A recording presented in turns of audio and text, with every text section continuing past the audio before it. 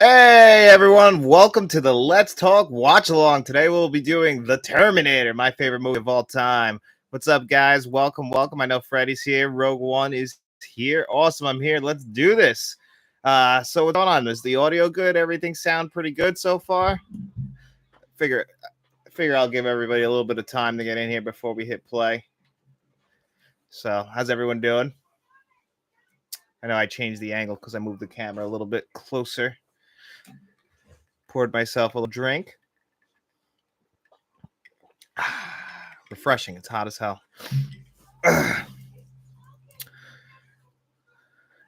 Shamrock Balls is here. Hey, buddy. What's up, Shamrock? Glad you can make it. I know that you probably got to get off after a little bit, though. It's late there. It's pretty good in Idaho with Sprite. Yeah. No, I mean, this has, it's just, seltzer water and a little bit of gin. Tastes pretty good, though. Sprite is nice, though. I wish I had a Sprite. It's hot as hell. Tell him Freddie said we haven't started yet, right? No, not yet. I figure I'd give everybody a little while to get in here. Everyone's a little bit later. Once we get up to a good amount, I figured I'll hit play and then people will come and go, and I guess they'll have to figure it out as we go. And Shamrock Bull's like, yeah, Sean, I'm gonna listen in for a while. Thomas Andrew, hello, what's going on here, folks? Mr. Anderson, we're gonna be watching Terminator. We got a little bit, a few more minutes, and we're gonna hit play if you want to join us. You Shamrock Bowls, are you on the gin? Yeah, this is just gin and seltzer, black cherry seltzer, so no calories. Try and keep it a little bit light. I figured, hey, I'm on vacation watching the Terminator. Why not? I recommend if you want to drink, you get a drink now. We'll start probably like 7:10. Shamrock, good man, LOL. You a gin man yourself? Oh, fun. That's a classic. It's the best movie ever. And your name is Thomas Anderson. So if your favorite movie ever is The Matrix, I feel like we missed out on something here. It's like we have a guy on here whose name is Han, and he is a fan of Tokyo Drift. If he wasn't, we would have had a problem. You got to lean right into like what your name is. So I got it loaded up. I'll be watching this Blu-ray. I don't know if anyone has a Blu-ray like this with the slipcover on it. This was like a Best Buy exclusive from a few years ago. That's what I got loaded up in the Xbox. No, mate, I stick to beer, but I do like a glass of wine now and again. LOL. Actually, it's funny. Went out to the wineries today. Faith took off. We went out there. We had a couple glasses of wine. I'm not a big wine guy. Every once in a while, because she likes wine, I'll have some wine. But for the most part, I'll just have straight alcohol or beer. That's usually what I'm drinking. Love that slipcover. It's nice, right? Yeah, I mean, the Best Buy was doing this for a lot of movies. This was like $5, so it's like the same scam, but they just drew this exclusive steel slipcover on it. I really do like this one, actually. The disc underneath is the same 2016 disc, though, I believe. Mr. Unknown 1990, hello, what's up, buddy? Tell him Freddie, I'm doing the Andy Blue Ribbon Extra 6.5% and the vape. Oh, sounds pretty good.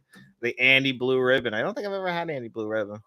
Pabst Blue Ribbon. Well, actually, I see Pabst every day at my regular job, so it's one of the beer that we distribute is Pabst. So I'm very familiar with Pabst Blue Ribbon.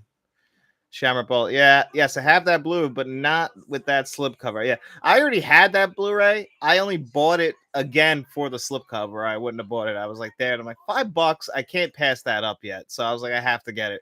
I'm really happy I did because I think it does look pretty nice. I'm actually wearing a Bush Beer shirt. I think about it, so I guess I am wearing some sort of alcohol shirt. Yeah, no, it's pretty cool though. I'm very happy with that slipcover. I want Exorcist so bad on 4K. Telling for I sent you. What do you guys think? Did you see the 4K that they're releasing for The Exorcist here in America? The UK Steelbook version or the collector's edition version is much nicer. I don't like the regular slipcover version that they're releasing on September 19th. It's just the green and the face on the cover. I think they should have went with the original poster design. I don't know what they were thinking with that, but whatever. As long as the 4K disc is good. Yeah, the Zavvi box set is way nice. Are they doing a director's cut or what? I heard it's both cuts, but I got to double check now that they have the official press release out. Rogue One 677. Funny enough, the original Blu-ray for the Terminator was distributed by Sony Pictures back then before MGM or 20th Century Fox Blu-ray, and now by Disney. So So neat. Yeah, I noticed that when I just put it in, like, it's the 20th Century Fox logo right before the MGM logo, the MGM logo, because this Blu-ray just starts right up. There is no menu. You have to hit the button. Hopefully the Exorcist 4K is stunning. I'm hoping. I mean, WB is releasing it. I think it's both cuts. Yeah, I think from what I heard, I agree with Shamrock. I think it's both cuts on the 4K. I just don't like the Zabby, the collector's edition is the nicest one out there. The Steelbook is pretty good. The Best Buy exclusive Steelbook in blue. That's probably what I'll end up getting. But the original slipcover, I like the leaked box art more, where it was just the original poster art. I don't know why they opted for the design they're going for. Usually I enjoy WB's artwork, but I don't really appreciate what they're doing for The Exorcist. But that's just in my opinion. Sound Freddy said, hit pause, John. No, I have it right now at 0. I'm at Title 1, Chapter 1, 0.00. Spooky, hello, y'all. How we all doing? What's up, Spooky? So, yeah, we got, I'm not going to hit play yet. Just going to give everybody a little bit more time. I'll let you guys all know when I'm going to hit play. I'll probably wait till, let's see what time it is right now. What do we got here? 7:06. I'll wait till 7:10.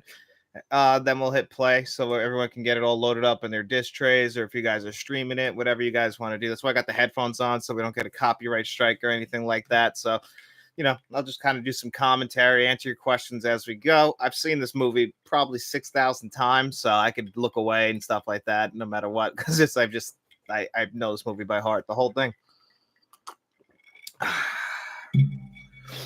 All right. Controller batteries are low. I'm aware. It's Rogue 1617. What's anyone's thoughts on The Exorcist Believers? Saw it during Oppenheimer. Hell, my premium large format theater got booed with the sound also. Got boned with the sound also. I like the trailer actually. So there was something wrong. I think it might have something to do with the if you saw it in IMAX. Some of the trailers I saw were cut and they were kind of weird on the first time I saw Oppenheimer. They were just at a different aspect ratio, but the second time they had it fixed. So I saw the Exorcist Believer trailer twice. Thought it looks pretty good. I'm not blown away by it. I'm sure there'll be an extended trailer as we get closer. The cinematography looks pretty cool. I'm all in. It's David Gordon Green and Danny McBride again. So I like what they did with the Halloween films, except for Halloween Ends, which was horrible. But I do like the 2018 horror Halloween, and I like Halloween Kills a lot more than everyone else did. I actually thought that movie was pretty good, except for Evil Dies Tonight. That chanting shit was insane, but the rest of the movie was pretty good. So 7. Right, we're getting up there. And everyone else will just have to jump in as we start watching. And then this is like a commentary track once it's all done.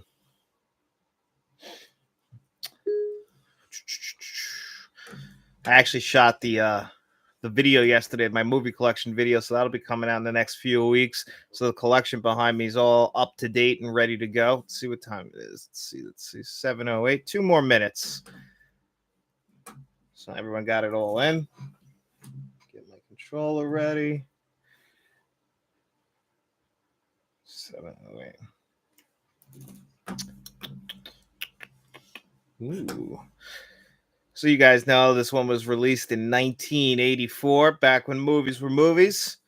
A lot of great films came out in 1984, but I actually just watched The Natural on 4K. That came out in 1984 as well. Barry Levinson, I believe, directed that. That's a great movie. You got a lot of Robert Redford in that, Wilford Brimley, Kim Basinger from Batman. A lot of great people in that movie. Love that movie. Tell Freddie said you Exorcist Believer looks good. Also, when I saw Oppenheimer on IMAX, yeah, I think it's going to be pretty good. I'm not, convinced yet. I'm still going to hold out, see what happens, but I'm still very excited for it just because I like David Gordon Green. I think he has a good eye for horror, and he did a good job with the last set of movies. Now we have the body and the blood chant. LOL. Yeah. The body and the blood. It never ends. What they did in the Halloween Ends, well, I just won't forgive them. I really can't. Let's see. It's the final countdown, 7:09. All right, I'll let you guys know when I'm about to hit play if you guys want to hit play soon. Shamrock, now we have the body. Definitely Oppenheimer was amazing in IMAX. I had to see it twice. It was that good. I wasn't that impressed with the trailer, Shamrock Balls. Yeah, I mean, I've heard more negative than positive. And if I saw Evil Dies Tonight. I'm just trying to be like, it looked pretty decent. Like, I just didn't think they gave us enough in that trailer for us to say that it was going to be a good movie or not yet. I try to like hold off, especially trailers, just the way people cut it. Also, it's 5:10 for me. Oh, really? Oh, well, you're in where are you, Rogue One? Because it's 7:10 here in the US, so it's time that we hit begin.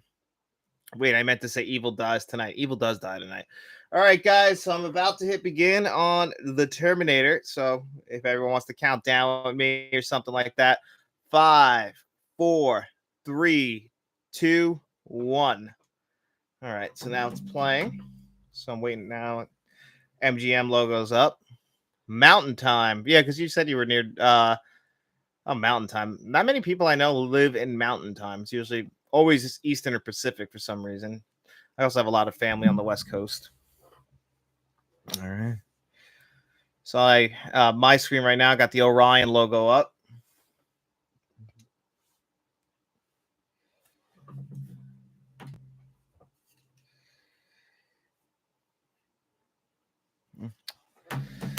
Orion. Looks like I got to swap controllers.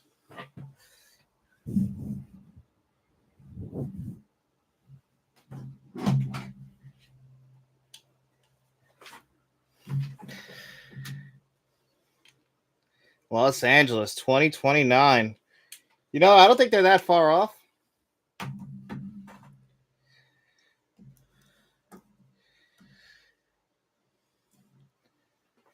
I love the miniatures here. This is always what I imagine a future war would look like. Oh, it is absolutely stunning. I love this opening. Get the score kicking in just before it gets really crazy. Let's look at that. We're all done for. I think about that, folks. I love the score. The machines rose from the ashes of the nuclear fire. Their war to exterminate mankind had raged for decades, but the final battle will not be fought in the future. It'd be fought here in our present tonight. I love that. I'll always love that. Definitely iconic. And then we go into what I think is the best opening credit sequence of all time. Simple to the point, but the Brad Fiedel score makes it just over the top. And I just love the blinking green. I mean, it's simple. It's very 80s, but I just absolutely just love it. Hate these headphones. Mm-hmm. Linda Hamilton. The score is the best part of these credits. That's what makes this opening credits work. It just gets you into the mood. You feel it right away. Down. Let's see if I can actually adjust the volume on this controller.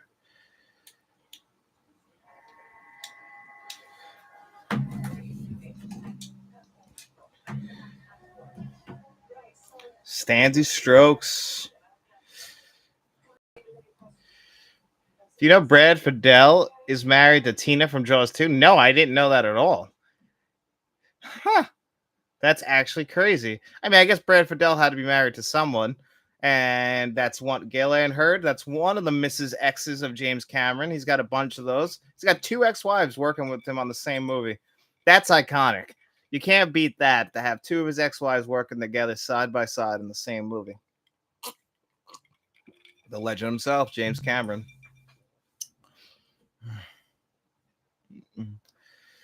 I guess Brad Fiedel had to be married to somebody. He just never thought about it.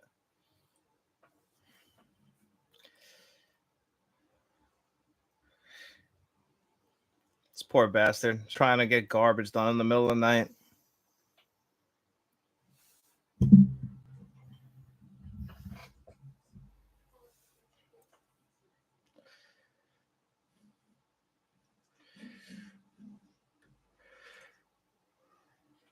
Okay, I just remembered this fact. Shack Factory was going to release the Terminator for Blu-ray, but couldn't get James Cameron to supervise it. This is an iconic score. It's just, I love the score. It's what really moves this movie along. Is that really true? I can see that, though. James Cameron, for some reason, is very protective of the rights.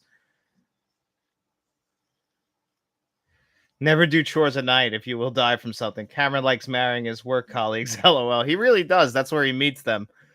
The funny thing with James Cameron. So he protects the rights to the Terminator, doesn't want anyone else to release a Blu-ray of it, but he doesn't want to work on it himself. It just absolutely kills me. And then here, look at this iconic. That's funny because in T2, you know, the ground gets burnt or dented in, and then they expand that in T3. Here, they just set off smoke bombs essentially because they had no money. Look at that chiseled chest. My God, that's a man. That's what I strive to be. That's why he's my hero. Look at this guy. He doesn't look human. That's why I buy him as a robot.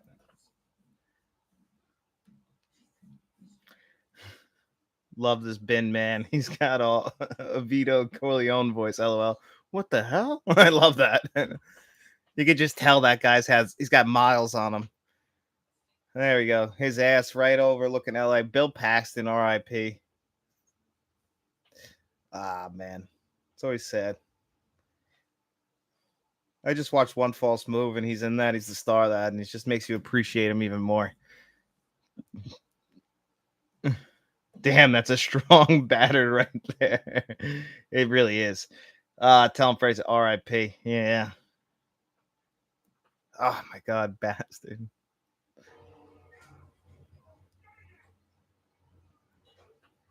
Wash day tomorrow. Nothing clean.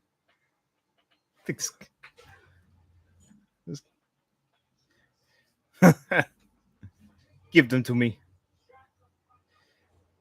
Yeah, he was so great. He died way too young.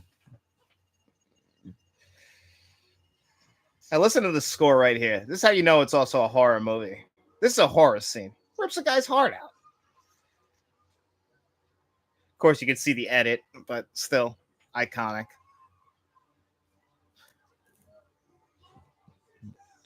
Yeah, buddy, where are you going?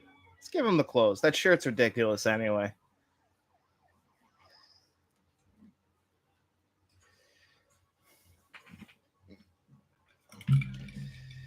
Look at that I mean, Los Angeles. This is where I know a 4K can improve on a lot of this stuff.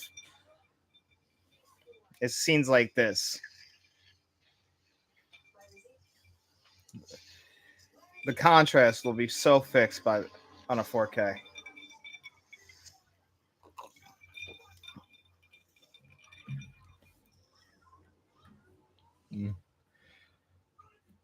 I don't understand how the brave Terminator was willing to walk through town in the nude with his doodle hang out and butt uncut. 4K would improve so much, John, right? I know. I agree. Yeah, he's confident. I mean, like, if I did that, like, see, the thing is, Arnold walks around naked, people are impressed because he's got that body. Same thing with Michael Biehn here. He can pull it off.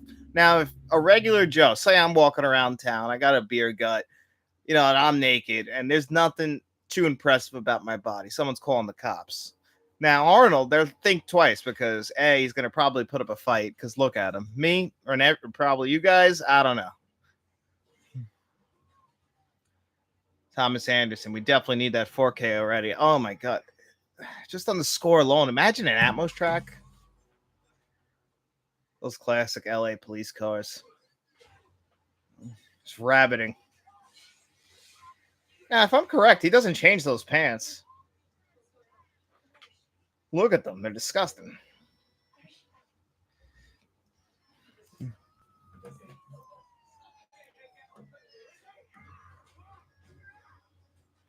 DTX would be nice too. I'll take DTS. I'll take Dolby. I just want to improve. I mean, not that the audio track is bad. I'm listening to it through the headphones right now, and it's actually spreading around the headphones pretty good. I'm not going to lie. I'm kind of impressed with it in the headphone audio.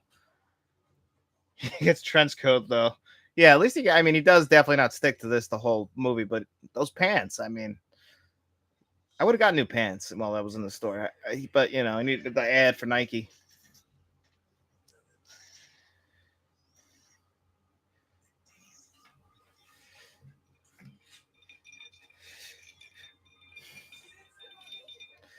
You know, me and Matt went to a 7-Eleven and we did that once. We were asking the clerk. We did it in that tone of voice. What day is it? And the guy's like, you know, Tuesday the 3rd. And we're like, no, the year. What is the year? I'm too loud, let me know because I got the headphones on, so my can't really hear my voice.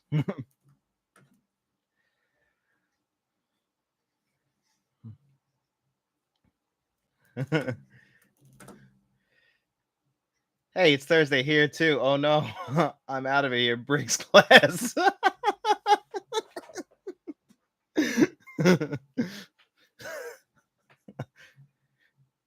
Now look at this store.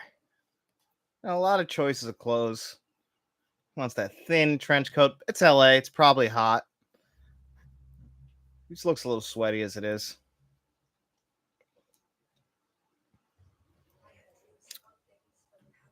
This is actually how I figured out how you measure how they measure your foot. It's the amount of inches that you actually your foot is. That's the size of your shoe. So if you're 7.5 inches, this movie taught me that. I didn't know that before this film. I was like, why the hell is he measuring it against his foot like that? Stone Cold Steve Austin. They aren't getting my family and my childhood owl plush. BRB. Ah, no rush. Don't worry. We're here. When this drink runs out, I'm going to have to go out there and get a refill because this isn't enough for the whole movie. Oh, it's 3% alcohol, I think. What's up, John? Hey, Kevin. Glad you could be here. Tell him Freddie sent you. You good, bro? If you're talking to me, I'm definitely good. I think you're talking to Rogue One. Freddie, if you want to jump on where we are at the 10:59 mark of the movie right now, just to pass it along. This shot is beautiful. This is where overexposing the lights works in a shot like this. Like the headlights, the lights from the headlamps and everything like that. This is beautiful. The blue filter, obviously, that James Cameron would just use in the future. Love it. What's going on in the movie? Well, right now, Michael Bihn's character of Kyle Reese has just gotten to a payphone. He's looking through the phone book because there's no cell phones back in 1984. And he's looked up, and there's 3 Sarah Connors living in the area. Sarah Ann, and Sarah J. Connor. And then we just got our first look at Linda Hamilton as Sarah Connor with that beautiful 80s haircut and these scooters that were big in the 1980s that aren't around anymore. If you ever seen Nightmare on Elm Street 5, same scooter, I'm pretty sure. And then we get up to Big Buns here. He's going to take care of the scooter while she's inside of work. Mm-hmm. What's going on in the movie? Tell him Freddie said I'm at 11:34. Got it from you, Big Buns, was just said in my movie.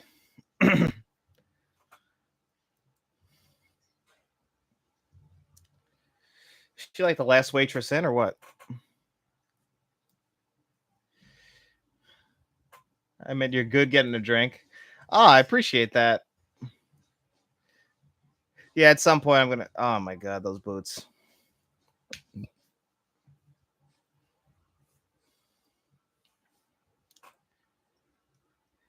It's one thing about Arnold in this movie. Like, this first outfit is absolutely ridiculous. But according to my father, who graduated high school in 1984, people dress like this. So I'm going to take it based on fact. And that's how you hotwire a car like a man.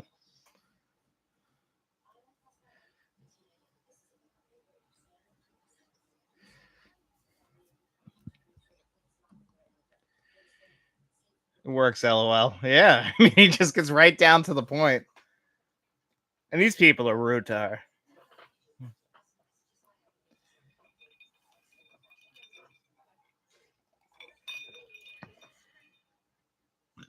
And this little fuck right here puts the ice cream in her pocket.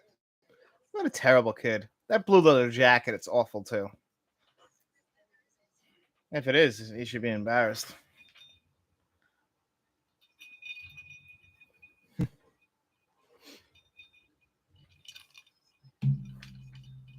She's right.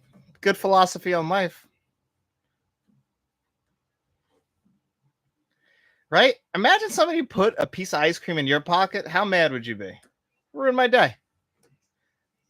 Dick Miller here. Love this guy. Gremlins. It was always just popping up in the 80s and 90s.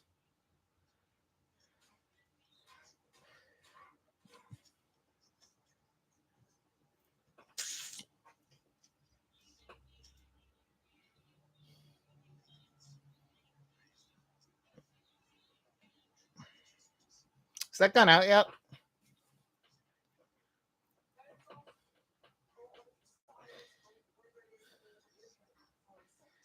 That's what you think. This part is like it is.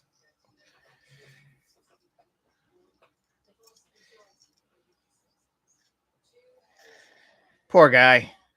He thought he was getting out of work earlier that day, and instead he's dead. It's absolutely horrible. Genius, by the way, setting up the shotgun like this. Now, this is another shot I absolutely love. The birds flying away. Great shot. Walking down the street. This guy's got a boombox on his shoulder.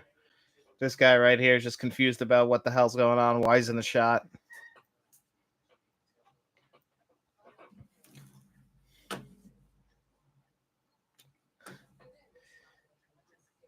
That's me heading, guys. Have a great evening. Enjoy the watch along. Later, Shamrock. Thanks for showing up, man. I really do appreciate you being here. It really means a lot. Thanks, buddy. Kevin Elrow, do you think the special effects still hold up?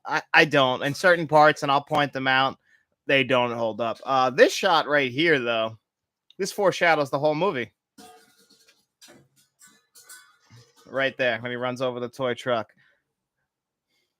I do, Kevin. I do, Kevin L. But yeah, I mean, the special effects, they just, it's of the time. Nostalgia ride 001. Rest in peace, Dick Mellow's character. He lived and died at work. Dark humor is the way some people cope. I love dark humor, buddy. Dark humor is the way to go for me. That's just the way I get in trouble for it sometimes, if I'm being honest. My wife absolutely hates that about me as a person, is I make jokes at the most inappropriate time, but it's just kind of how I deal with things. You know, anything that goes wrong, I just make a joke about it. This poor girl. Does this look like the mother of the future? No, she looks like a middle-aged housewife. The 1984 perm gives it away. And then she doesn't make it. You're dead, honey. All right, I'm going to step out real quick, fill this back up. You guys wait here. Watching with me?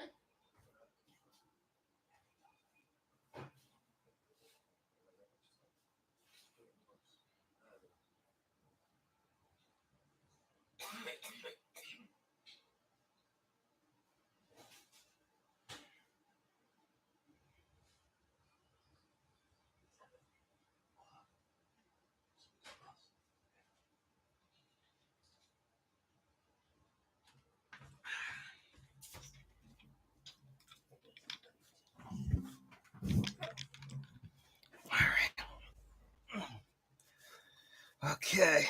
Doesn't look like I missed much. He's just about to flash back, huh? Damn, we losing people left and right now. I'm still here. I hope nobody ever alters the special effects. No, they should never alter the special effects. Absolutely.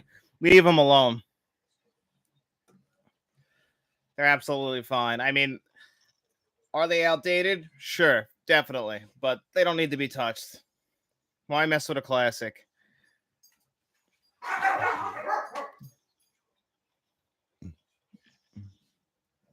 That's part of the charm of the movie. I've never minded the special effects at all.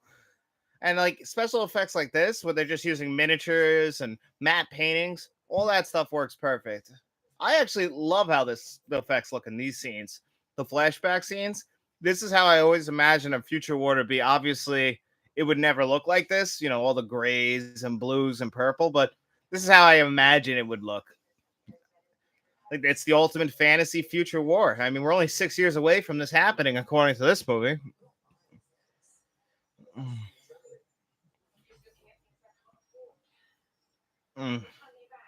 Like that's very similar to what they did in Blade Runner. It's just a nice underneath effect of a miniature. It works just fine. Ugh, it gives me chills. I'm not gonna even lie. See, this is where a 4K would clean that up. The fire in the background is so flat. The effects in the back are so flat. The 4K would definitely make the the vision, the view in the background would clear all that back up. Everything in the foreground would be definitely clearer as well, but everything in the background would also clear up a lot better with the new 4K. This is where the grain is super noticeable also. If Terminator was directed by Michael Bay, don't you dare say that. You know what he would do to these movies? I mean, I'd let him handle the effects, but don't let him handle anything else. We'll have 76 underneath 360 shots in the movie of the Terminator. I get it, but I don't want it.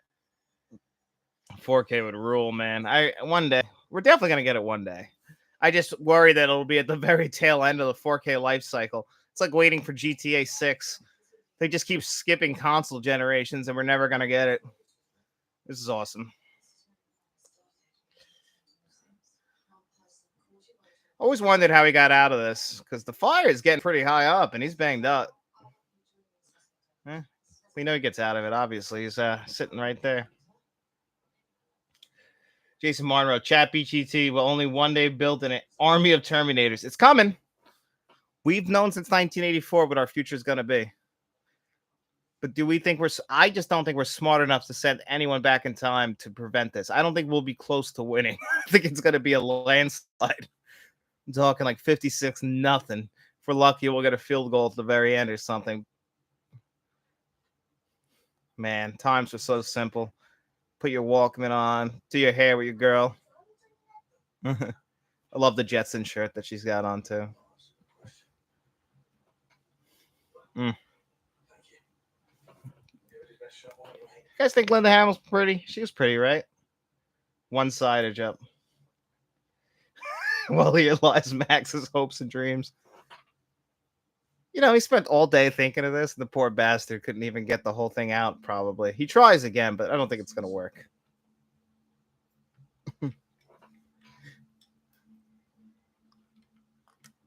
Look at those leg warmers.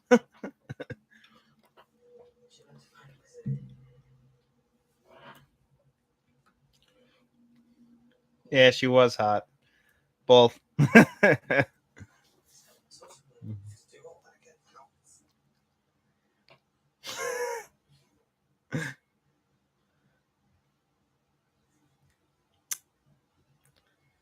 I actually like that song that's playing.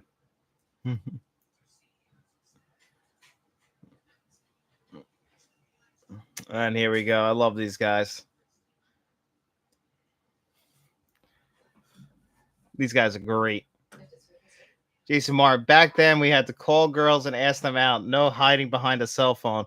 Yeah, you guys remember back in the day when you were in school and they would give you like the class list of all the phone numbers, all the house numbers you had to call, ask to talk to their, like, you know, if you were calling for a friend or a girl, it's like, oh, is Cynthia home? You had to do it that way, old fashioned. What a light. Exactly, Jason. Kids today will just never understand what it was like. You notify people when you get to their house. You had to go knock on the door. Lance Henriksen is awesome, by the way. Not really. I grew up in resenting kids. Rogue One Road. I resent a lot of people. I mean, to be honest, Ginger wins in this way.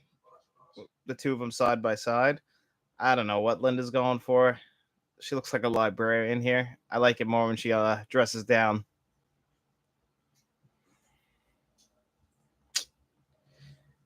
Playing solitaire on the table. So 80s.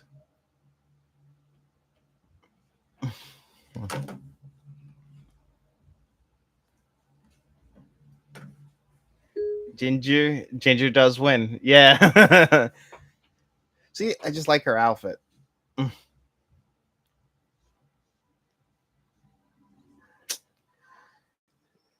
Piece of crap. Well, good thing he canceled. She probably would have died if he didn't.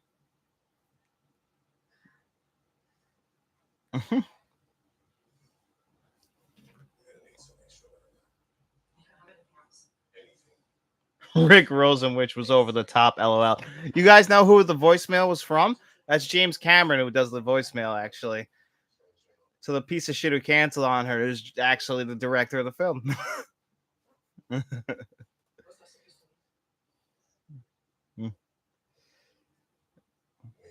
You guys hear the background with the crickets and everything? I love that. You really can feel that late night summer heat in this movie, even though it's spring. Rogue 1677 Road. Damn. There's that score again, that haunting score, that horror score that I'm talking about. That's a scary parking garage. Ladies and gentlemen, if there is a doctor on board, please make yourself known. Please put your call icon and whatever camera connect you to. That's a doctor or a Little does she know, her life's about to change.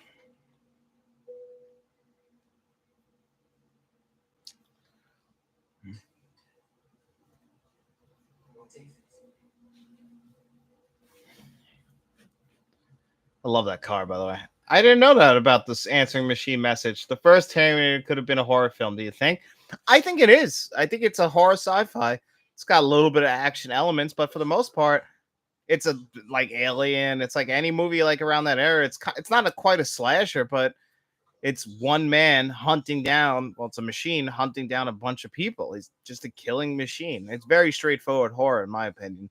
Nothing like T2. T2 might have similar structures, but that one feels very much like a blockbuster, like an action sci-fi film. This is a horror sci-fi through and through.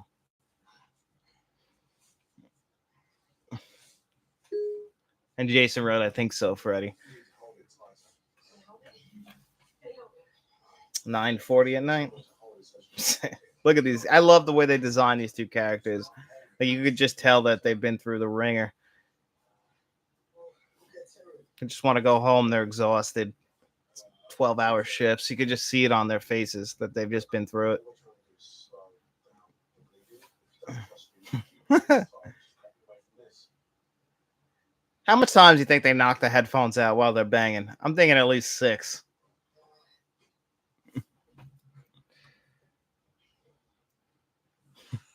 They're so boned officially, folks. Uh-oh. I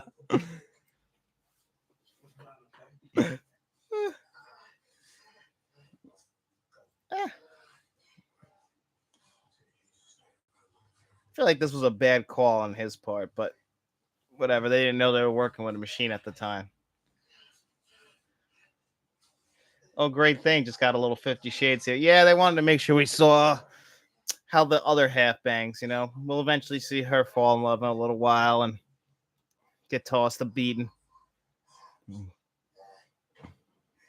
at that pizza. It looks horrible.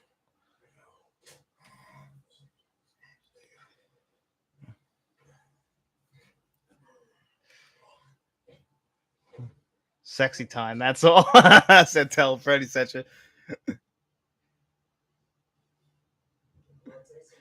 I see this movie so many times. I start paying attention to what all the side characters and background characters do. And like this guy's just staring at her. He's like just confused. I love the score here, by the way. Of course, it's out of order because he needed a payphone. She knows. Jason Monroe, did you guys have the kid in your school who always acted like the Terminator at the most important impromptu times, like the Sherminator from American Pie? Because we did, LOL. Yeah, everybody had that guy. I don't want to say I was that guy, but I would definitely impersonate Arnold more than often. But I did a lot of Predator, not so much with the Terminator, but I definitely was banging out one-liners. But always somebody, definitely Jason, even in John. Jason, I'm glad to have you here, buddy. See, I love these outside shots. Really just sells the grittiness of LA. Michael Biehn was a good-looking man, too, back in the day.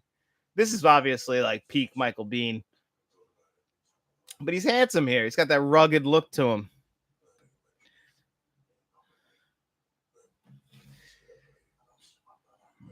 Tech Noir.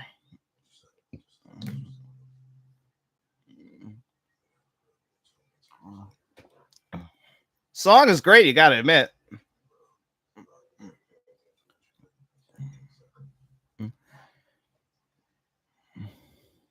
Damn right, John. The lead singer of Roxette, right? All right, Peter, her. I mean, that's not really her. I'm just saying she looks like that.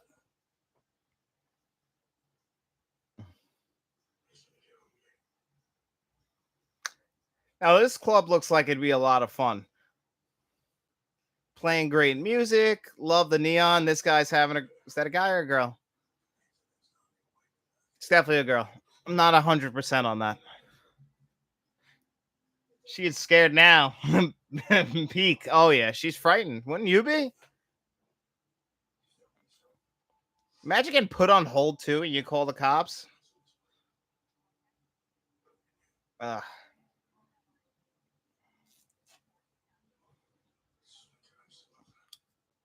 Like, this is the girl you're looking for. She calls you. She can't even get through. Might want to check up on that before you get out with this big plan. No getting drunk as heck in a bar on coke. That's true. Those people, it's the 80s. It's 1984. They're definitely hammered and just coked off their ass. It was the time. I mean, look at her. She can't walk the kitchen when I listen to music. Imagine 2023, that's a cell phone.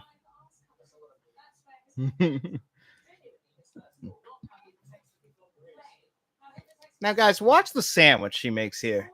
She pulls out celery, I'm pretty sure. I don't understand.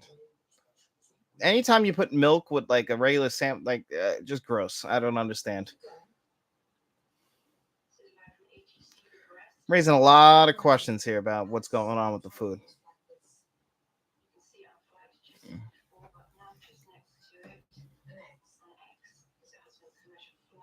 No one wants celery, John. That's what I'm saying. Do you see the box of honey grams? Never noticed that in the background. Different logo. That's why.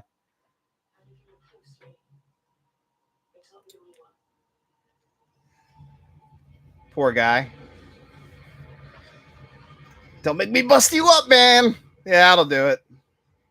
See, celery. Look at those drawers he has on. He had no shot. Thought he did. The coke wasn't stepped on back then. That is very true. Oh yeah, that was the 80s. R.I.P. Will this poor guy, live? Let's watch. I have a hard time believing. Why does Arnold come out of there like he's actually been put through hell? Poor Ginger.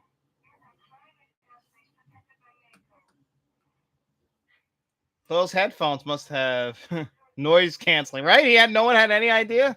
She did seem like she had them on loud and she was into the music hard.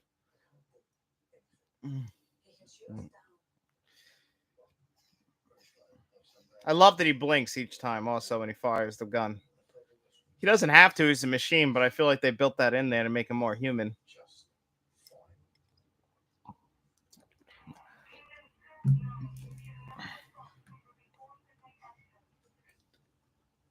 And of course, don't kill Ginger. She's so cool. I felt so bad for Ginger. She didn't do anything wrong. Her biggest sin was being friends with Sarah.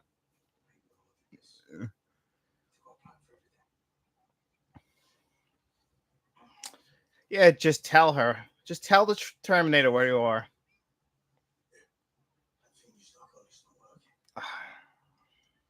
Love that. It's like getting in a time machine to the 80s. That's what I love about this movie so much. I'll make fun of it, but I love it. See, smart. Getting her whole phone book.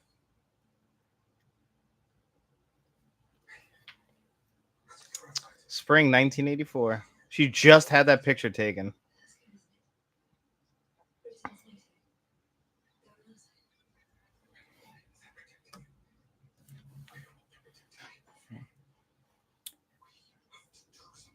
James Cameron, the biggest fan of blue.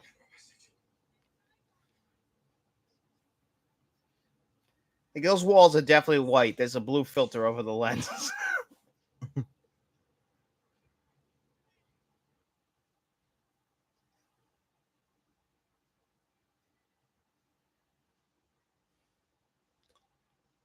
Same outfit.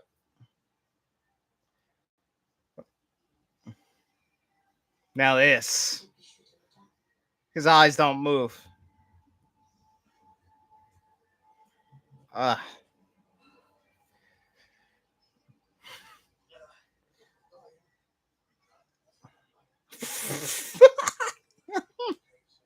Thought he'd try.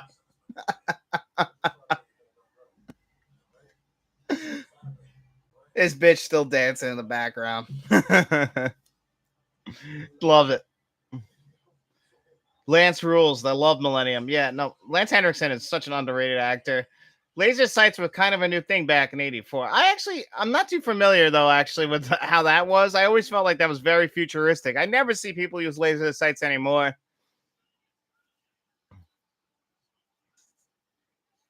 Not that I would see anyone using a laser sight, but I'm just saying. Dan breaks their hands while the person still dances. Always ignore stuff or you're dragged in. Right? That's what I'm saying. She just runs up and she's like, oh, okay. And then everyone else is still dancing. This guy literally just got everything in his hand crushed. This girl's got pigtails. Seems so out of place in a club like that. This girl's into it. This guy with his white tie. Nobody realizes what's about to go down. They just keep dancing. Those are the same tables I feel like from Total Recall. Got to be the most uncomfortable chairs I've ever seen in my life. Ugh.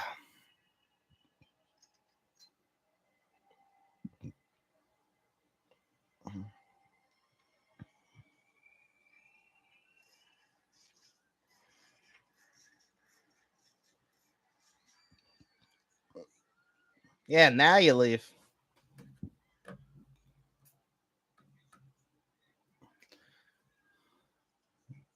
Those guns hold up. I don't know if this gun holds up. The Uzi 9mm. I feel like he had a better option.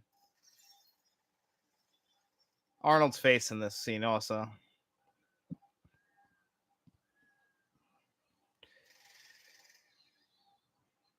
Poor girl.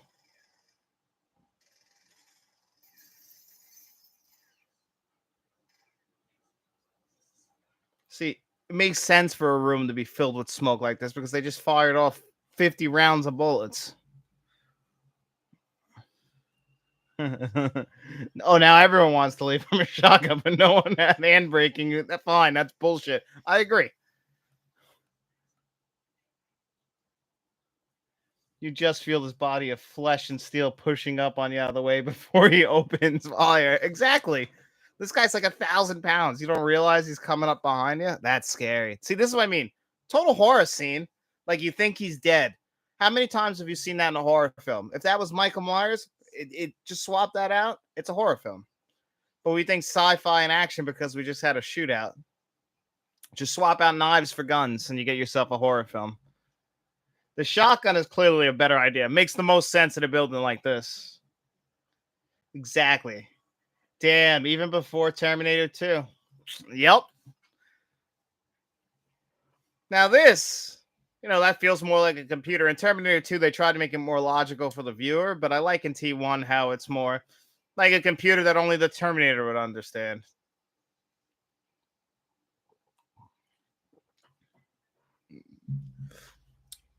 Now he's got no eyebrows.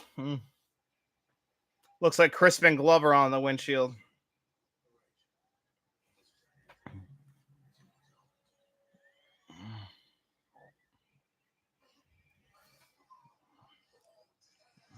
See, 2023, guys, a car like that would be made of carbon fiber or just plastic. Those cars were tanks, able to hit anything and just keep on going, just like a Terminator. Punching lights all the way.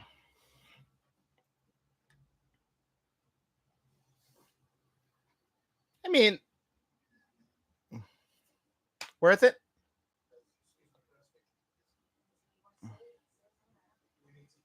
Now he's got a car and a shotgun.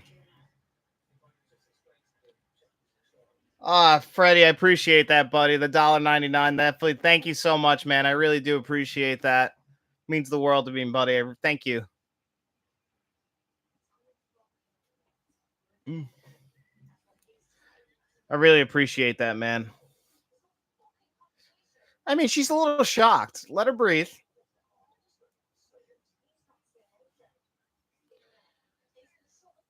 Sorry, buddy. I would think you're in with Arnold. That's why she's so scared. Do you understand?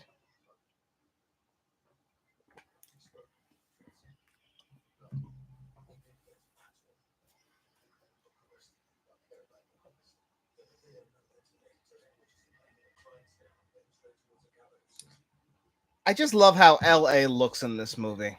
You know, everywhere else in LA, you know, a lot of movies they try and make it look beautiful, but what they did in this movie is they tried to make it look scary and gritty and just nasty. Like that's where the scum of the earth lives. They don't ever show you the pretty parts of LA.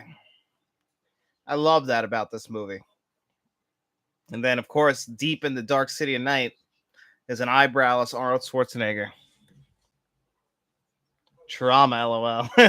LA life looks grimes. Oh my god, it's definitely disgusting. But isn't it weird that I want to go back to 1984 and go there like around this time and just see what it looks like? It would be just such a cool time. Your next drink is thank you, Jason. I really appreciate that, buddy. Thank you so much for the $5, man. Thank you. I really appreciate that. Tell him Freddie sent you. Know I do. Thank you, Jason. That means a lot to me, buddy. Thank you so much. You guys are the best. I really appreciate you guys supporting the channel like that. Just supporting me. Really, definitely. It means the world to me. I'm bad at expressing emotion, but thank you guys so much. This guy's holding the light up. I love that. Like, yeah, I'm going to shine the light on you. You'll pull over. But I just also love these cars. Tanks.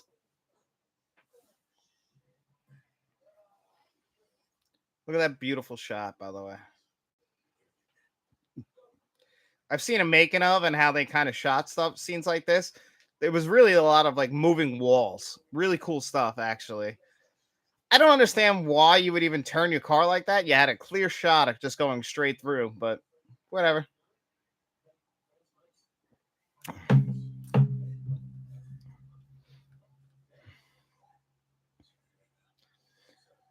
Jason Martin Roten. Is the whole film at night? I've forgotten. Yes, Jason, I believe.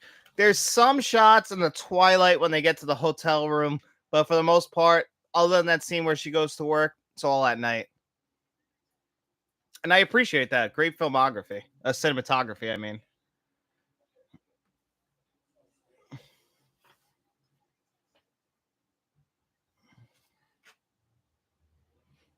Now here comes the most iconic lines in the movie.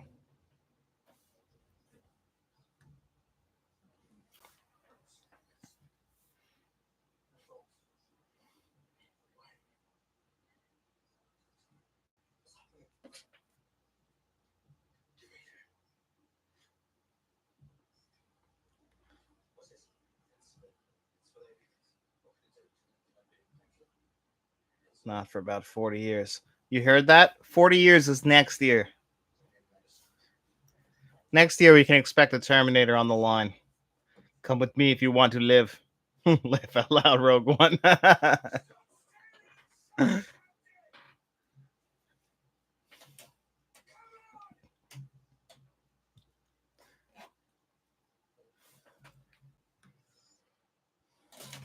I do.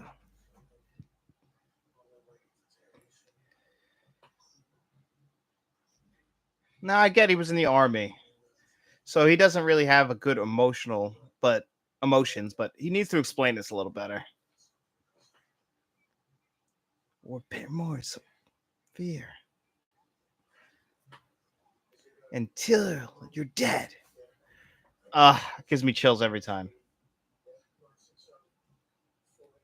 Well, we are officially going to be bored, y'all.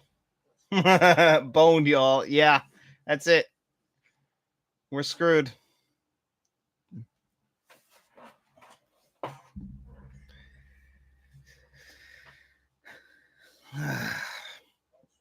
Pay attention to that scar on his chin, guys, also. That falls off later in the movie. And then it's like kind of dangling there.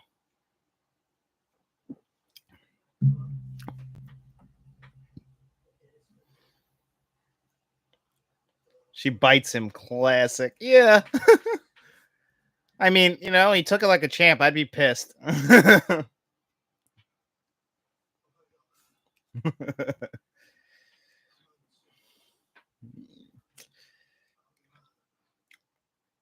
Smart idea, I guess. I love these lights, these flashlights that they have. I'm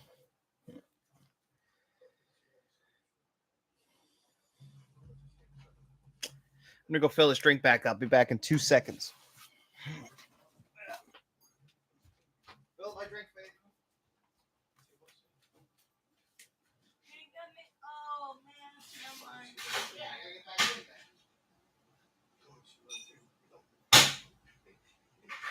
No, I was just gonna ask you for one.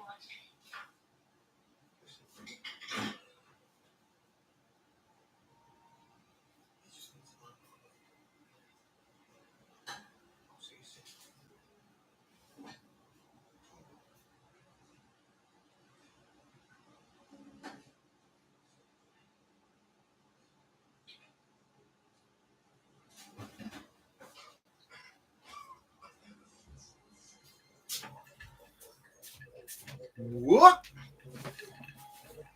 Ah.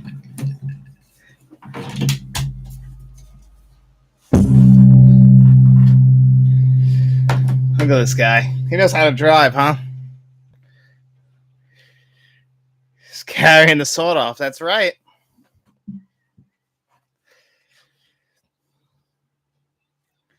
You know, for the budget they had and these driving scenes, they're done very well.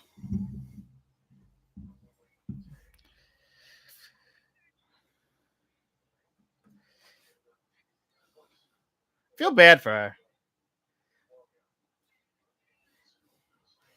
If this happened to me, I wouldn't take it as well, sir. Of course, I know for a fact I will not be the father of the future.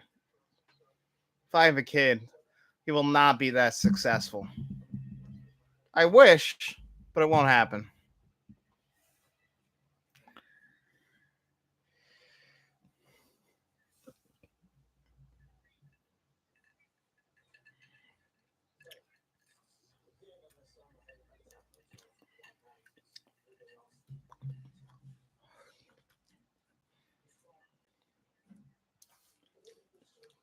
Look at that shot.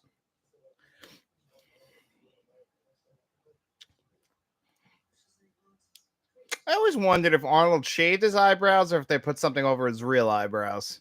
It's not a good look for him, so I don't know how long he had to go with that. Great scene coming up. Oh, 100%. Machine. Terminator. 79 Systems Model 101. Scenes like that's these little scenes like this where they're just driving around night. They capture that, like, you ever felt that emptiness out in the world when you're driving around like late at night, 2, 3 in the morning? It's not that late, but it just looks, it's crazy how good it looks. I love how they captured that coldness. Oh, John Doe Juggler wrote he gave me, thanks, buddy. I really appreciate it. $2 from John Doe Juggler. Thank you, man. I really appreciate it. Cool idea for a watch along, of course, Terminator. I put it up for a vote, man. This is what was picked, and you know what? I was happy to oblige. My favorite movie of all time. I can watch this anytime, any day. Thank you so much, buddy, for the $2. I really appreciate all your support, man. Jason Martin wrote, it must have been a challenge to film driving scenes at night back in the 80s and on CGI. Yeah, and no CGI. I mean, I'm sorry. But yeah, they all did this. And I've seen like some making of scenes about how they did this. And it's incredible. A lot of the walls would be actually, the cars would be still and the walls themselves would move. Like if you ever look at it when they're from like scenes like that from the side, it's just like painted walls to look like real actual like walls, and they're just moving along like on trucks to make it look like they're real. It was the way they filmed it, and I honestly absolutely love how they did that. It makes a lot of sense. That's how they saved on like effects. It's amazing how they filmed it. It really is. Telling Freddie sent you. You know, nowadays it's easy to do CGI, but it looks fake. This movie, everything still looks real. It looks gritty and dirty. Like, look at the windshield in the corner. Like, just making sure that you have that continuity to have the windshield still be broken is just absolutely phenomenal filmmaking. James Cameron, even back then with the low budget he had for this movie, still holds up to this day. And like, such a great premise.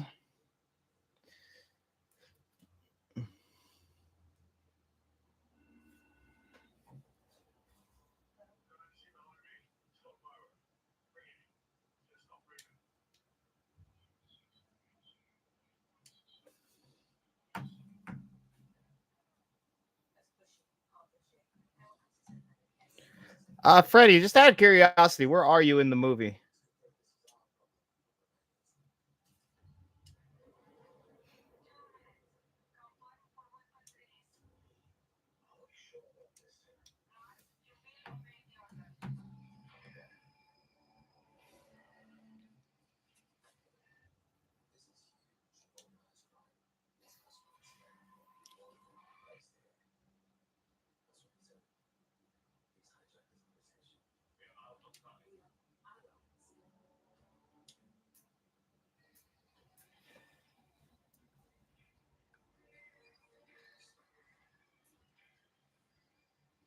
Cars are big back then too. It's awesome to watch these huckling wheels fly down the road. I'm at a Terminator and John shooting guns in car. Yeah, that's where I'm at too. Just making sure they're about to hit the wall for me. And this scene is lit beautifully. Now you've seen this tunnel in so many movies like Repo Man and everything like that.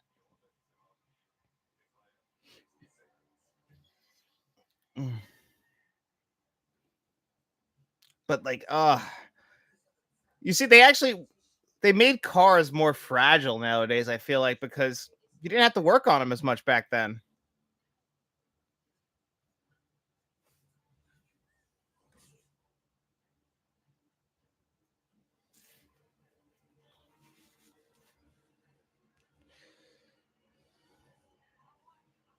So in my movie, he just dropped to his knees. Are you guys at that, or am I a little ahead or behind?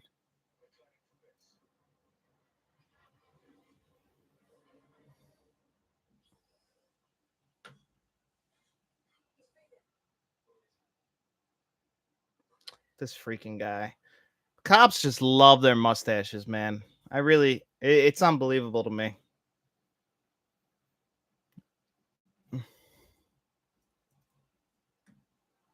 Police station, that's where I'm at too.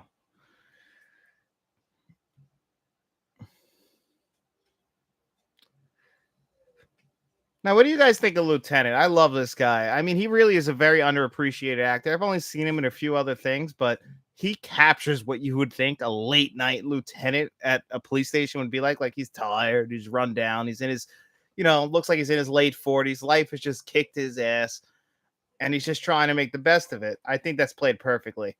Bring in this shrink. Obviously, this Dr. Silverman would become an asshole by the second movie, but here, he's just a regular Joe. I like him too. Tell him first. Yeah, he's just that's what we're gonna find out. And now we got Arnold coming into a hotel. I have a lot of questions about this hotel. I mean, I guess it's a rundown hotel, but I mean, if you could just sneak in for a night, I feel like you're not really doing a good job running your business.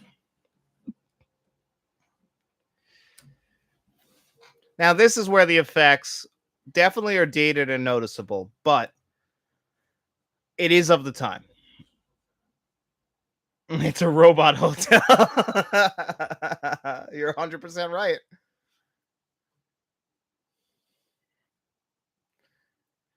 This even stuck out to me the first time I saw the movie many moons ago. It's just very noticeable where the edit is. But you got to remember, it's 1984. Stan Winston did the effects on this. They made a real arm that they were able to cut just like this. And they made a real hand with blood on it. Like, that's horrific. Just the thought process of being able to have blood underneath the skin enough to make it seem real.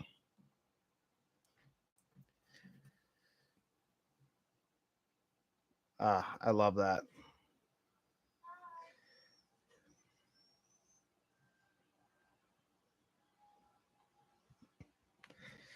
Able to do work on himself.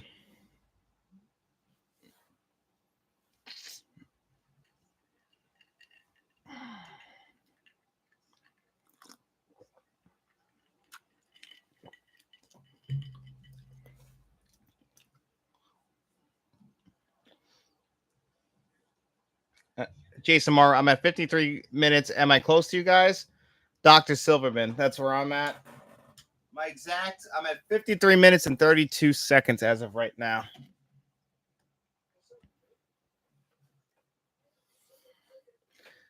Now, they try to like make this into like what they do in modern films where everything kind of has this hazy effect in the rooms, almost like the rooms are filled with smoke. Now, back in the 1980s, people were smoking indoors back then still, and it made more sense for rooms to be filled with smokes. Like it just doesn't work. This police station, this interrogation room, it's so well lit and it feels just like a rundown police station in the middle of LA somewhere.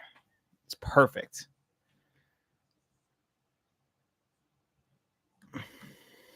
Hell yeah, John. Right, Freddie? You know what I'm saying.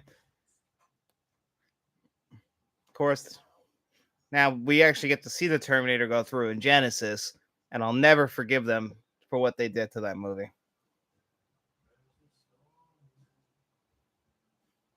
Look how sweaty and like just out of just like he's been through it.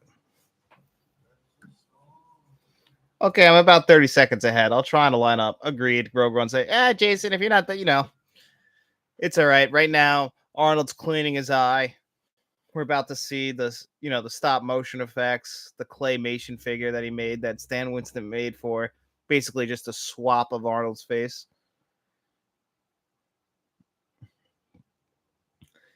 I hate anything with the eye, but this one works fine because I know it's a fake eye.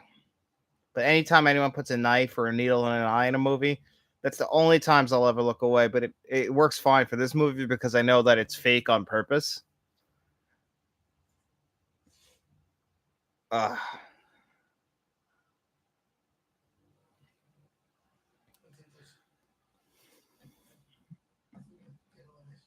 Agreed. Thank you, Freddie. Thank you, Rogue One. Yeah, like you could tell clearly here. Reminds me very much of the Poltergeist effects. Very similar in a mirror as well.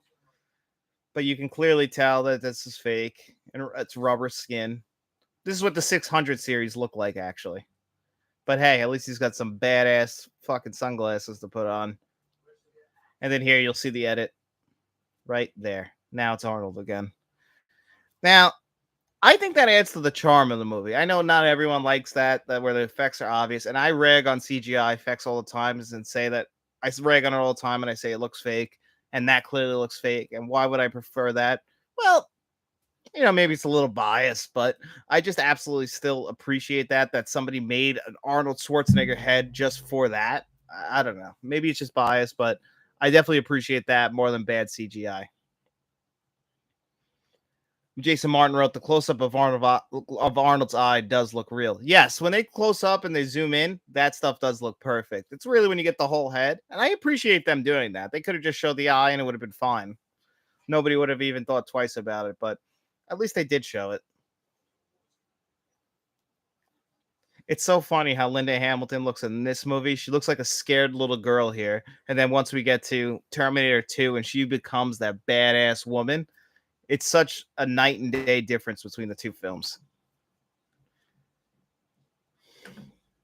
I would rather leave it than fix it up exactly, wrote Tell Freddy sent you. Yeah, if George Lucas made Terminator, we would have already gotten to 4K and it would have already been CGI that whole scene, and it would have been awful. I think James Cameron is smart enough to know that we don't want that touched. I hope he knows that because that T2 scan is awful. And I'm always confused by that T2 scan, guys, because Studio Canal did it. And Studio Canal, I've never bumped into an issue with their scans. So I wonder if James Cameron maybe he likes that. He does like how digital looks. So I don't know. He might be a personal preference for him. This is scary. This scene sells.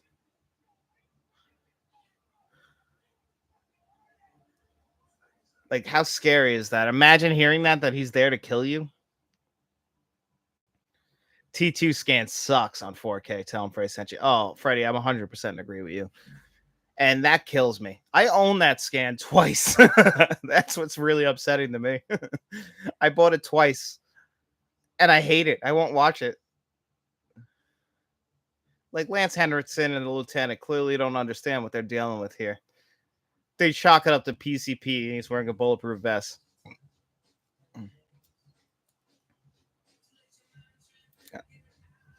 One of our most underrated actors ever is Lance Henriksen, by the way. What was the point, Rogue Run 677? What was the point of doing a 4K for a Terminator 2? I mean, I see why none has gotten the digital code for your giveaways. House 3. Tell him Freddy said you wrote it. House 3 is great. Yeah, it's funny. Nobody has taken. I have Terminator Genesis codes. I got 2 of them. I think I have 2 Terminator 2 codes, maybe even 3. And yeah, I understand completely. Now, I'm not sure if those codes they came with the 4K, but I'm not sure if those codes are the 4K. This is one of the most iconic scenes, obviously, in film history. But the reason I that scan, I think they did it for an anniversary. They released it in 3D at the time too. That body armor is something else. It's ridiculous that they wanted us to believe it's strong. I'm sure. This guy's filling out official police forms in a pencil, by the way. I don't know about you, but I feel like that's definitely breaking protocol.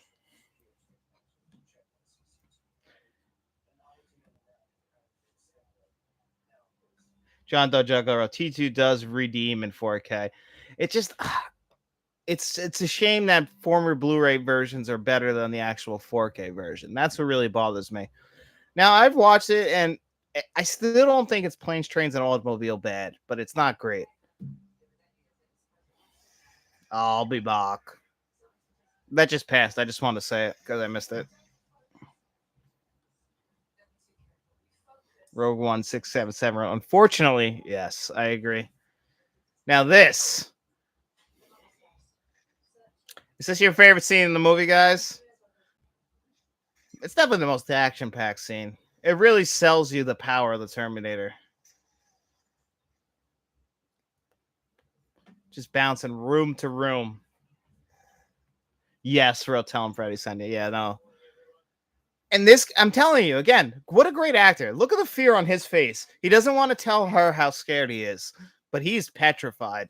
He's like, stay here. He's still trying to protect her, but he doesn't know if he's making it through this.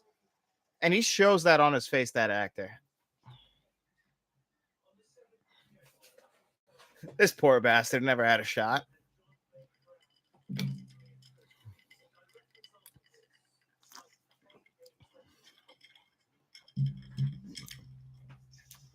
Genius. Only a Terminator could do that. Just want to be clear, in case any of you guys feel like dropping the electric in your house, don't grab the wire like him. There's the Nikes again.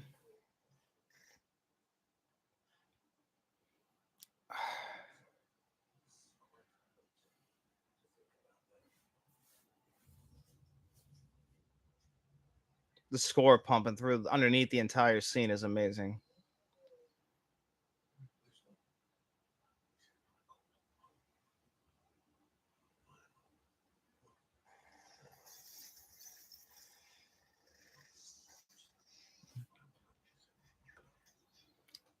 Shotgun and AK-47 Dusk weird.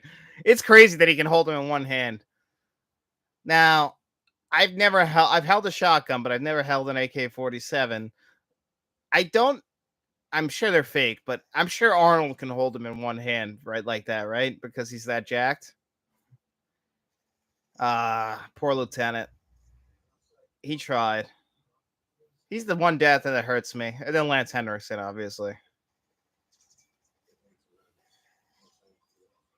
Blown away. Poor bastard.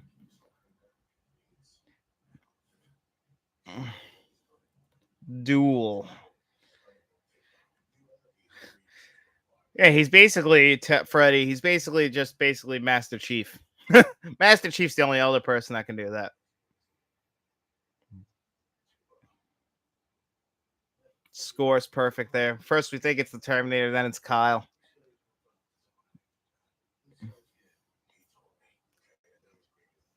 I love the sped up version of the score right here, just to sell the tension of this moment. Like they're running out of time.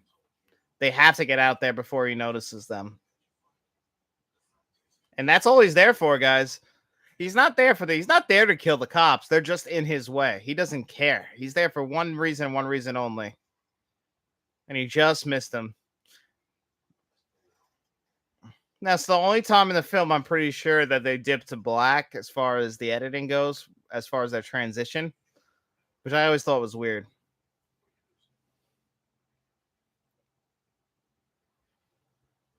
But I love that. Right into the next scene. How you not know you're running out of gas, by the way? Is this the hotel scene? It's coming up. Right now, the car runs out of gas. They push it off the road, and then they go underneath the bridge, and they start really building up a bond. Essentially, it's what's about to happen.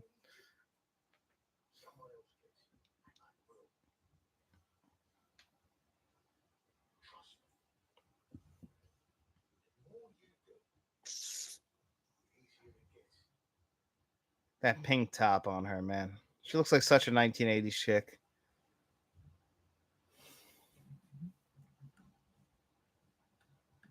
Rogue 1677. Always check your gas before you drive somewhere, folks. Right? I mean, I've locked my keys in my car in my trunk a couple of times. I'll admit that.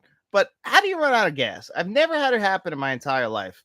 Like, when it's running low, you take a look. It's pretty easy. Just make sure that if you're low on gas, stop off. I'm sure they pass gas stations along this way because they're definitely far away from the station. Tell them Frank sent you wrote. Agreed. I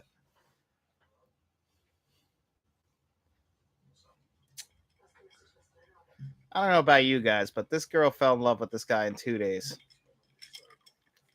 It took me months to convince my wife to fall in love with me. And I'm a catch, so I don't get it. About pink, too. Really, it really is insane. Probably stink of urine under that bridge, Jason Martin wrote. Oh, my God. Before they walked up, 2 people were doing crack underneath that bridge. 110%. Right after 3 homeless guys just got done sleeping. Looks absolutely disgusting. But she's going to heal him up right here. Where'd they get the first aid kit? That's one thing I never thought about till just now. That's reality, John. LOL. Took me 3 months. Yeah, it's unfortunate, right?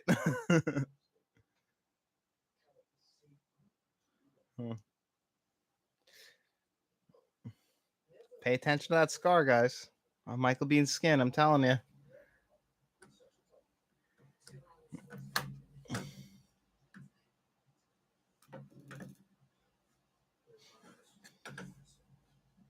I die for John Connor.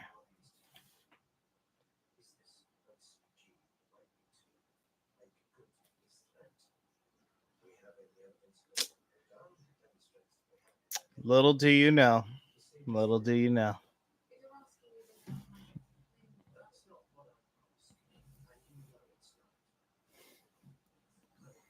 Jason Martin wrote, first aid kit was in the car, maybe. That would make sense.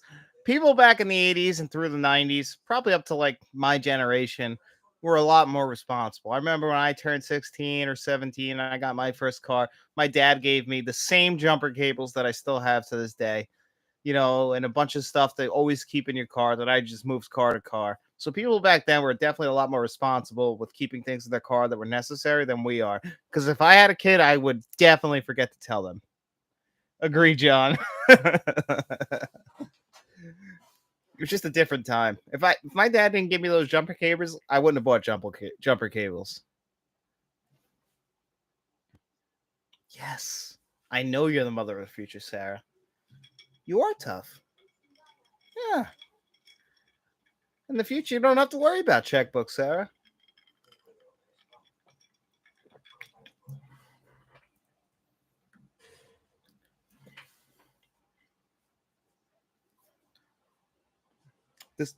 This message has been repeated in about every Terminator movie.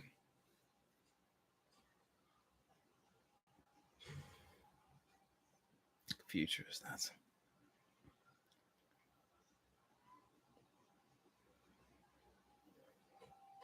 I love that speech. I know it could seem a little cheesy. It's good field dressing. But I love it. She's got some training between 1 and 2. Absolutely. She's very much a damsel in distress in this movie, but you see by the end of the film that she starts to like lean into like I'm the future mother of the resistance. She starts to become stronger and knows the person that she has to become. Now here she's still this is like kind of the in-between phase where she's learning. She's still a damsel in distress. But in her defense, for her to take only 2 days to realize what she has to do and dedicate the rest of her life to her unborn son is incredible. Exactly. Thanks, Freddie.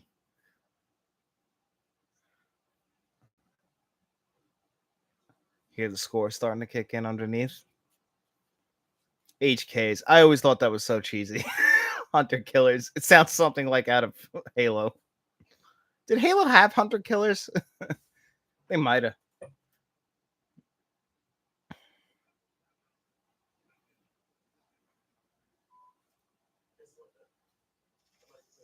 Again, the future effects. I dig them in this movie. I get if you don't, but I appreciate the miniatures.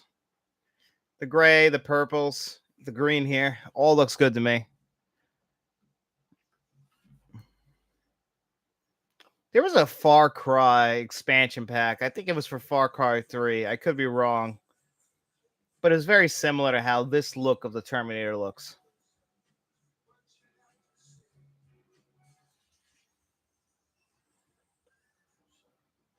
This is also the best scene in the future.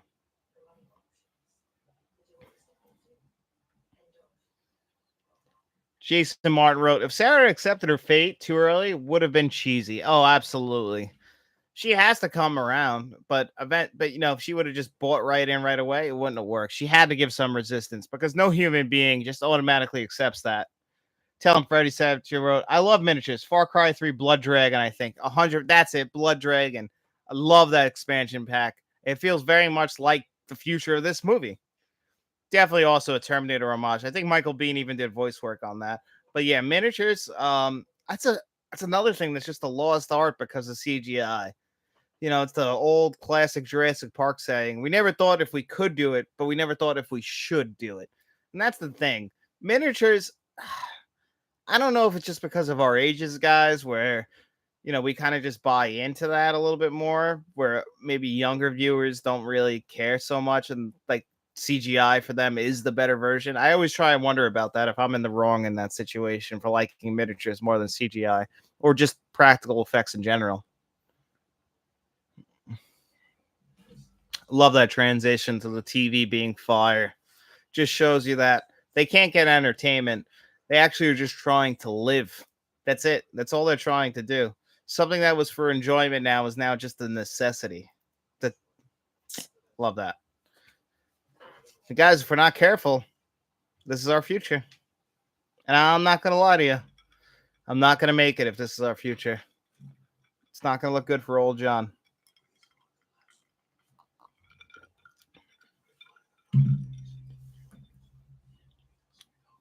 That picture.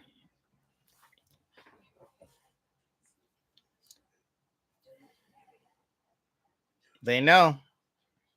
Dogs always know. That's why I have a German Shepherd.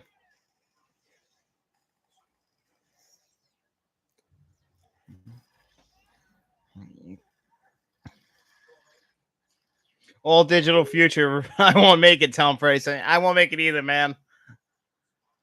Sometimes I feel like we're on the wrong side of history when it comes to that.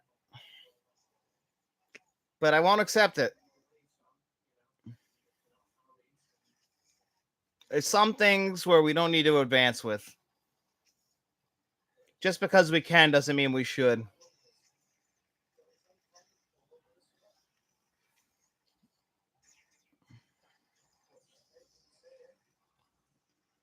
You guys can see the flyer reflecting off my skin. There's the eye. I love that. It's iconic.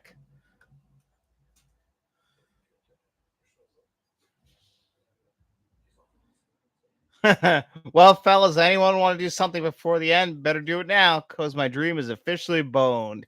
Rogue 1677 wrote. Yeah, We all had dreams, man. Didn't we?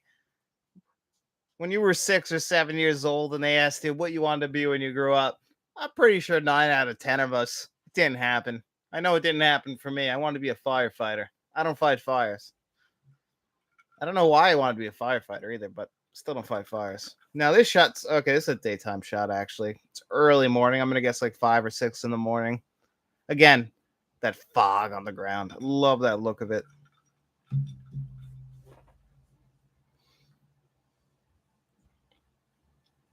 Yeah, we did.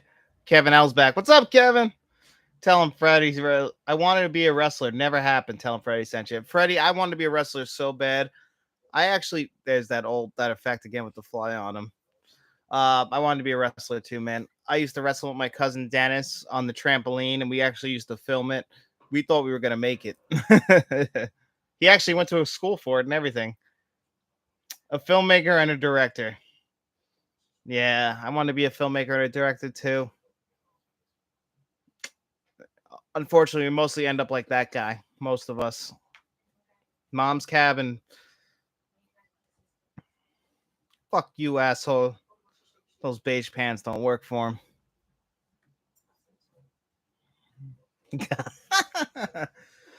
Man, I never realized how many times the Tiki Motel. There's a bar around here called the Tiki Bar. I never realized how many ads for the Nikes they actually had there in the movie. Guy gave him a ride and he robs him. That truck, that's the truck we will see in future scenes.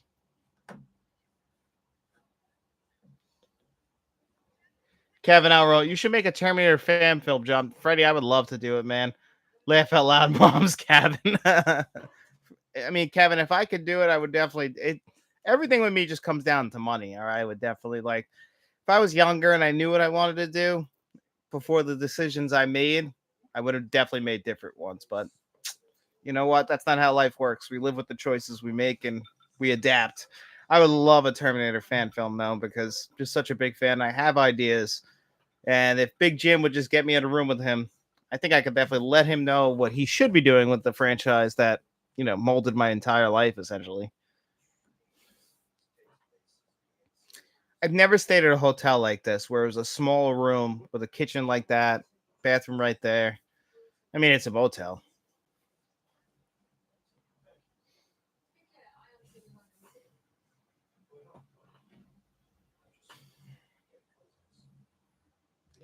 No, not for nothing. See, Sarah is the typical horror protagonist. She keeps making mistakes that people tell her not to make, that ends up with the killer on her tail again because of the mistakes that she made. I want to maybe tell him Freddie sent you. Yeah, I would love to do it one day, man. I'm not going to sit here and lie. Would definitely love to.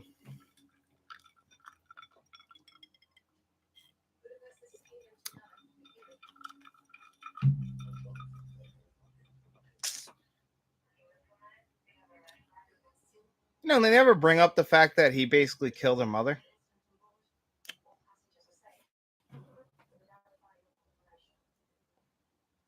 Unlike Mom's Spaghetti Rogue 167. What is the biggest mistake filmmakers make in the Terminator franchise? Well, in the first two Terminator films, the story is very focused. They're very connected and they're necessary. I feel like the problem is with future films, everything after Terminator 2, they try and recapture that magic. You have to be trying to tell your own story, and they always keep trying to bring Arnold back. Now, I feel like that's the wrong decision. I get why you do it, but I don't think that you should always be doing that. At this point, you should be trying to tell an original story that, like they did in 1984, take the same basic premise of a Terminator. It doesn't have to be Arnold. It could be anyone coming back to try and affect the future. It's just they always try and go back and recapture the magic of the first two films. And I understand that, but you need to be trying to tell your own story. Now, I do also feel like the score is essential. And in a lot of movies after T2, they don't use the score enough, Brad Fiddel's score. If they would have did that, I think that would have been very helpful in making a good Terminator film. It's just it's a very simple plot. It really is. Like, it seems convoluted, but really you're just sending a machine back in time to kill the mother of the resistance, essentially. Her son is the leader of the resistance. Kill her mother so he can't be born. Seems simple enough, right? But for some reason, we have to make it just get too convoluted and too just out in the woods. I actually do think they did a good job with Dark Fate. Their biggest flaw was, I think, actually including Arnold. As much as I love Arnold, but you didn't need to take a shit in my childhood and kill Edward Furlong in the first 5 minutes of the movie. You know, I get where you're going for, but not necessary.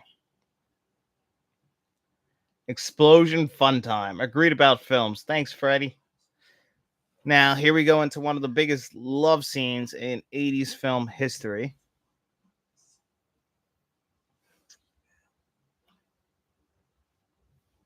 Now, do you guys think she lost her virginity to him? I think she did. This is her first and only man that she ever had, because after this, she dedicates her life to John and raising John. Do you have the Terminator Salvation 4K, Kevin L. wrote? No, I actually don't. I think that might be the only 4K that's available that I don't have. I have the Terminator Genesis 4K.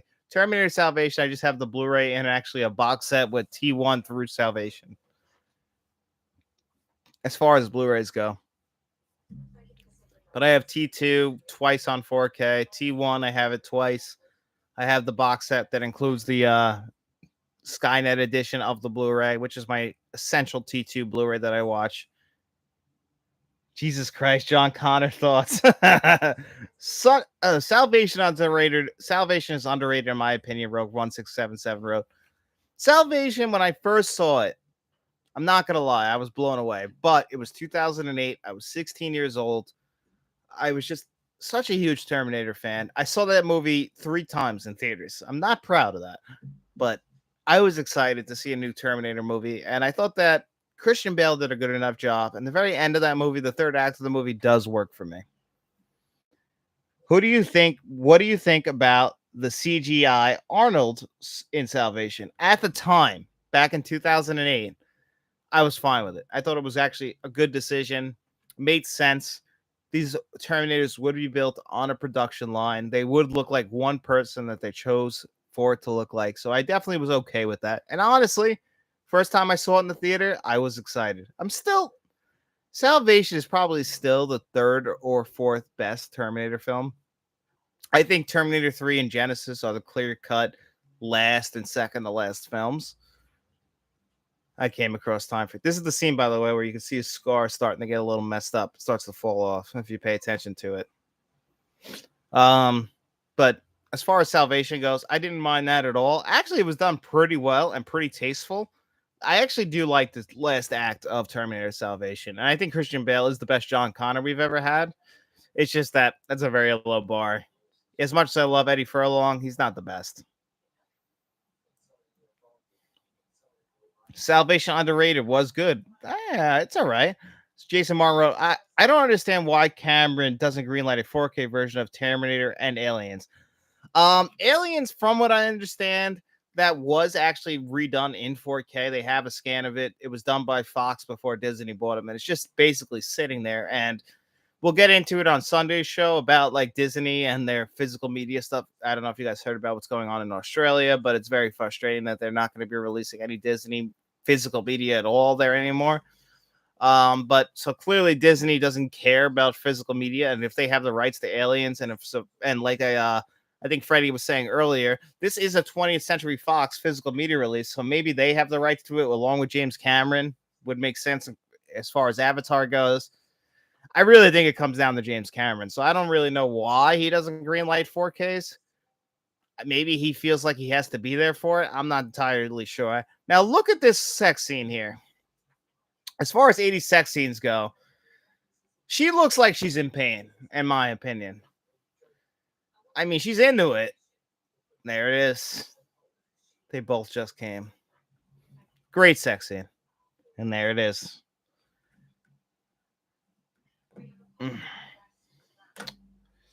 Rogue One wrote, it was a great film, but I didn't tell what was the difference in the director's cut for the movie. I'm not exactly sure of that, in my opinion, also. You see his hair is different now? It's because he just banged. Dogs, no Terminators. German Shepherds especially. I have a German Shepherd myself, guys. They're very smart dogs. They're also just like that. They will not stop barking. My German Shepherd broke my window. I'm not over it. It's been like a month.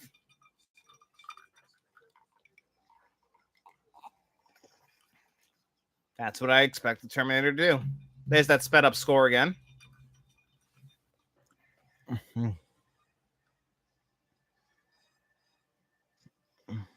Furlong playing a younger John Connor. Bale as an older Connor. So I think it's hard to compare them. Kevin L. asked, did you film your Blu-ray collection video? Yes, I did. That's actually why, if you could see behind me where there's gaps on each shelf, because I went through everything. And I'm going to save it, but I went through and cleansed the collection. So I took out all the doubles and everything I don't want to keep. And I'm trying to figure out what I'm going to do with that. I might sell them. I might do like a giveaway here on the channel. I haven't decided yet. But that video is fully filmed and it's all, I'm going to start editing pretty soon. Expect it sometime in August. And Jason, you're exactly right. It's not fair to compare Edward Furlong to Christian Bale. One's playing a kid, one's playing an adult. That was also Eddie Furlong's first role. So it's not really too fair to compare it. He does a good enough job. I just always felt like sometimes the acting does show in T2. And that's why I don't put T2 above T1. But we're also talking about T2 versus T1.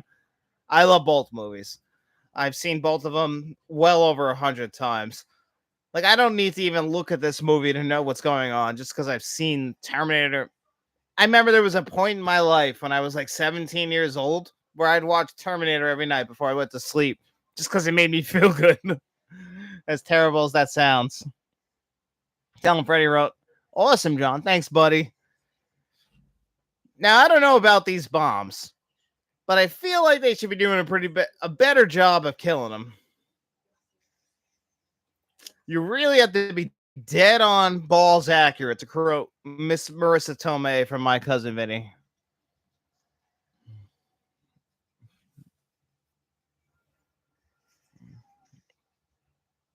Poor guy.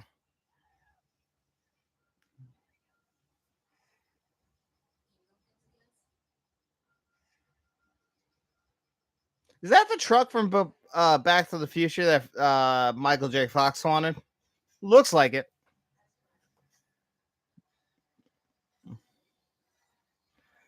Kevin L. Any good documentaries about the Terminator films? There's a documentary, a making of documentary that you could find on YouTube when they were making the first Terminator. They shot it, but really, if you ask Shamrock Balls or David, there's there's like some books and novels written about the making of the Terminator films that are better. I wouldn't say there's any good documentaries, unfortunately. There's some decent ones that are like 20 minutes to a half hour, but nothing that's straightforward, an hour and a half, 2-hour documentary, unfortunately. I wish. I've been hoping for that, but no, that feels like, again, a James Cameron thing. Maybe one day we'll get a definitive one. Like, if you guys have ever seen Blade Runner or Apocalypse Now, they have some of the best making of documentaries you'll ever see. I always wanted that for the Terminator and Terminator 2, but, we really just get some featurettes and nothing more than that. But apparently, in written form, there's a lot more out there. I just have to get a hold of that. Telling Freddie said, yeah, Marissa Tomei was smoking from My Cousin Vinny. Freddie, I just watched that movie last week, and my God, Marissa Tomei in the 1990s was absolutely gorgeous. I loved her in that movie. I don't know what she was doing with Joe Pesci. I don't see the attraction at all. Get out. This is also not Arnold Schwarzenegger. You can see it right here, but the lighting is different. It's very similar to the effect that they use earlier in the movie. This is something that they made for the film. That's not Arnold, but they do a good job with it, honestly. This is where the effects actually do hold up until I saw that making of documentary that like I said, on YouTube. It's about 25 minutes. I wouldn't have known this was actually a dummy.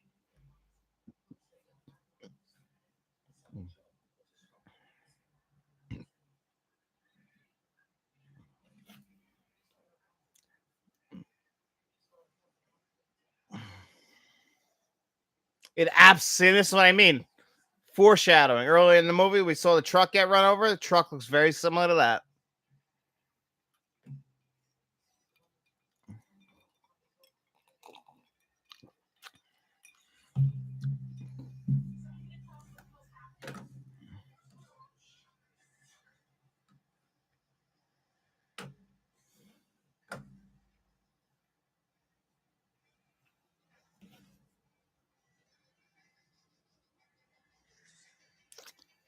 Now, I thought this was it. I thought he beat him.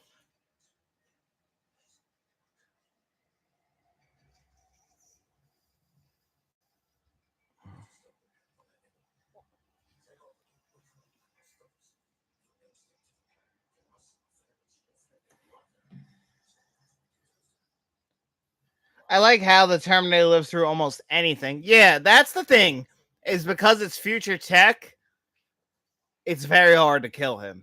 He's not going to die that easily. You're going to have to really throw everything at him. And they are. That's the crazy thing. They're throwing everything at him. Everything they could possibly think of. But in future, they have better weapons that are easily to take down Terminators. Whereas in the past, we have our modern weapons for the time. And it just doesn't work as well. Like, look, he just jumps out of the truck. All it's going to do is burn off his regular skin. The fake skin that he has to make him look human so he blends in. And we're about to get into the stop motion effects that, very 1984.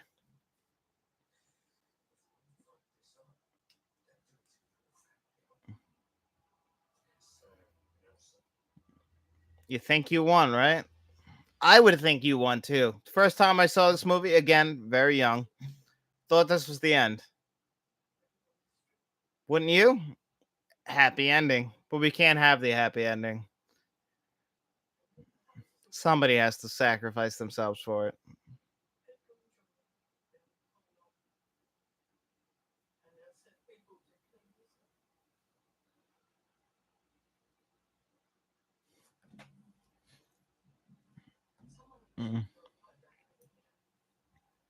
Jason Martin wrote, good special effects with the truck explosion and burning fuel sticking to the dumpster. I love that. You could tell that even like to the Terminator that jumps out, how the fire sticks to him.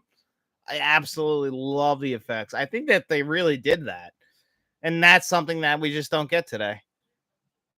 Tell him Freddie said it. Very 84, but compliments the film, LOL. Yes, it does. It is very nice. The movie is very much of its time. But again, here we go with the horror. That's a horror villain coming back to life. Again, just think of Halloween. 1970, it's Halloween. You think Michael Myers is dead, but he always comes back. And that's the same thing here with the Terminator. He always comes back to life.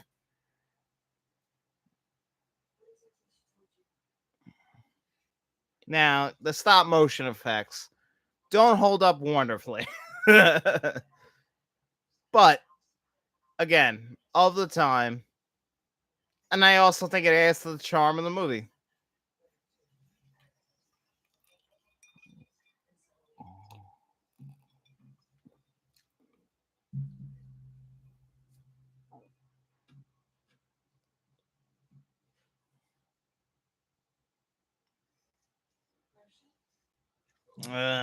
It's tough. It's rough. I'm not going to lie.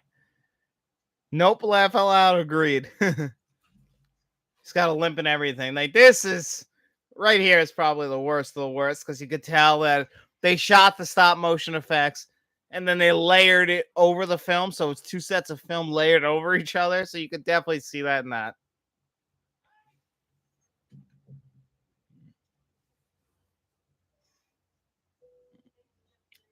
Poor Kyle. He's not going to make it.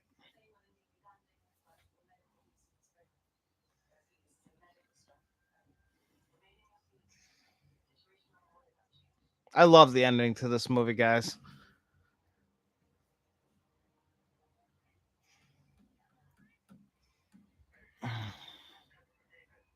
Kevin L wrote, I wish we could do this every week. Kevin, I wish I could too, man. Unfortunately, it's just because of my vacation. But just to give a shout out, next Saturday, I was thinking of watching SummerSlam live with you guys. If you guys are wrestling fans, we could definitely do that.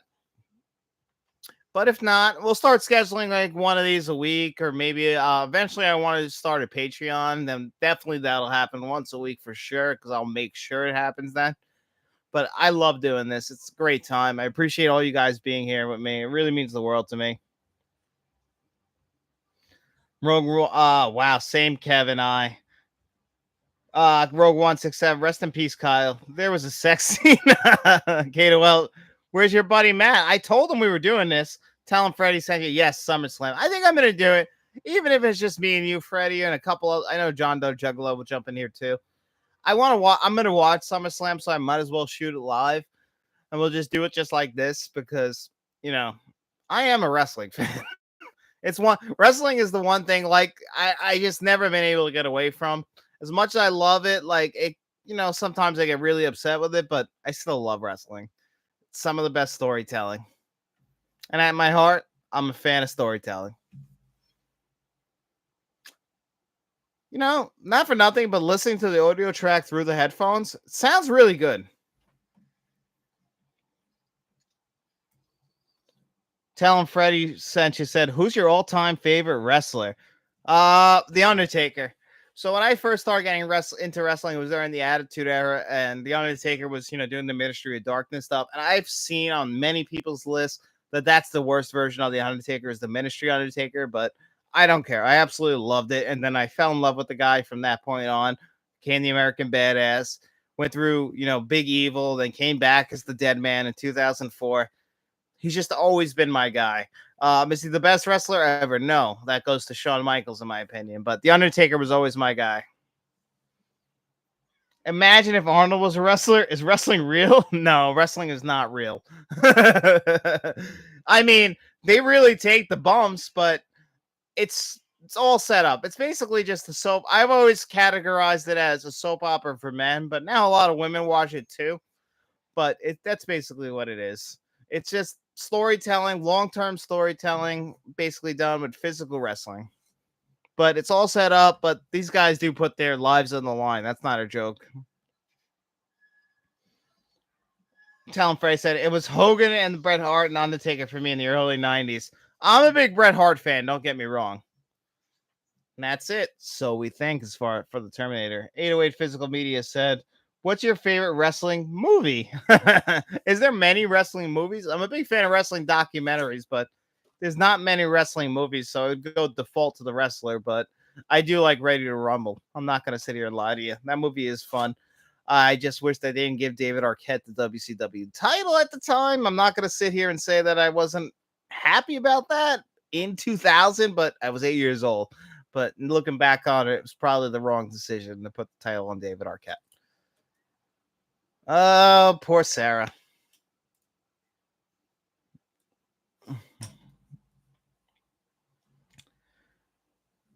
Tell him phrase. I love Ready to Rumble. It was a great movie. Fighting with My Family was good. Kevin L wrote. Fighting with My Family was really good. I saw that in theaters. I haven't seen it yet.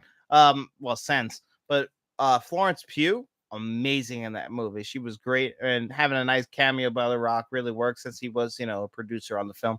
But Fighting My Family and Vince Vaughn. Vince Vaughn was surprisingly really good at that movie. Probably his last great role. Now, that death of Kyle in this scene is cold, man. His eyes are still open. I always found that to be anytime a character dies and their eyes are still open, really just sells. And again, we think he's dead. They call that out in Scream just to show you again how much this is a horror movie. You think he's dead? How many times have we thought he's dead? He's a half a body. He comes back to life. Jason Martin, the wrestler Mickey Rourke is awesome. I agree. Sly versus Arnold. Who wins in a wrestling match? I think it's the worst wrestling match ever, but I'm going to still give it to Arnold. I think he's too confident in himself not to win. Tell him Freddie saying Roddy Piper made a wrestling movie in the 80s. Forgot the name. Did he really? I know he did that show or the pilot for a show with Jesse the Body Ventura. I didn't know he made a wrestling movie, though. That would make a lot of sense. Stallone versus Rock. The Rock is winning. The Rock is 100% winning. He's going to rock bottom Stallone's ass and end him. I hit him with the people's elbow. I've never bought into Stallone as being able to actually fight. But then again, can Arnold really fight? I hope so. I agree, Freddie. The Rock, 100%. Now, pay attention to when she grabs the thing here, the 3 buttons that she has to press, that she eventually ends up crushing him. Very similar to the 3 buttons that she would have to press to kill a T-800 Arnold Schwarzenegger in Terminator 2. They're almost identical to each other.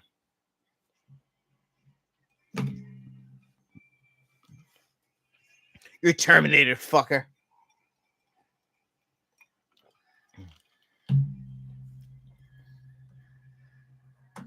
Rock versus Jason Momoa. I'll tell you what. That's a fair fight, but I'm picking Momoa. I think The Rock isn't able to fight anymore.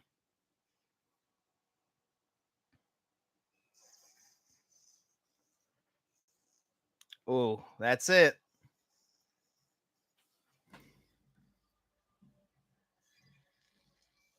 Wow, eyes no longer red. Yeah, that's it. John Rambo versus John Wick. It's got to be John Wick, right? Rambo, he's a killing machine, but he's trained by the army. John Wick, he doesn't operate within the normal rules of society. He's been trained by people who are higher than the army. So I think John Wick kills Rambo pretty easily, in my opinion. I don't think it's even close. Rambo only kills one person in the first movie. That arm, remember that arm, guys, because in T2, that arm is exactly the arm that they're researching in that movie. So fucking final for Kyle Reese. He came back in time just to die.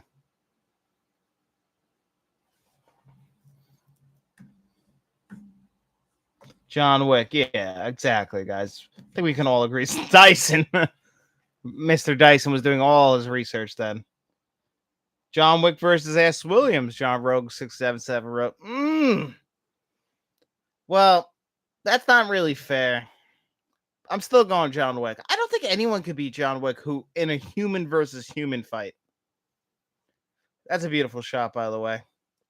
Guys, let's appreciate the technology. She's got a tape recorder, an actual tape recorder with a terrible mic, I'm sure. German Shepherd, of course. You guys, the little sound effects in the background. I don't know if it's just because I have the headphones on, but I'm appreciating that. The desert heat. Fun story for you guys. John Wick versus Superman. That's not fair. Superman easily wins that. John Wick doesn't have superpowers. Superman does. John Wick, though, is so smart, he'd probably get some kryptonite, so it'll probably be a little bit closer than we think. What does that say on her truck? Renegade. The Jeep Renegade.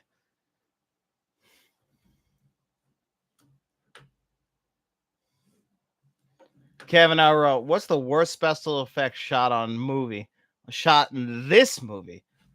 I mean, it has to be when he's in the hotel and it's a full, we see his entire face.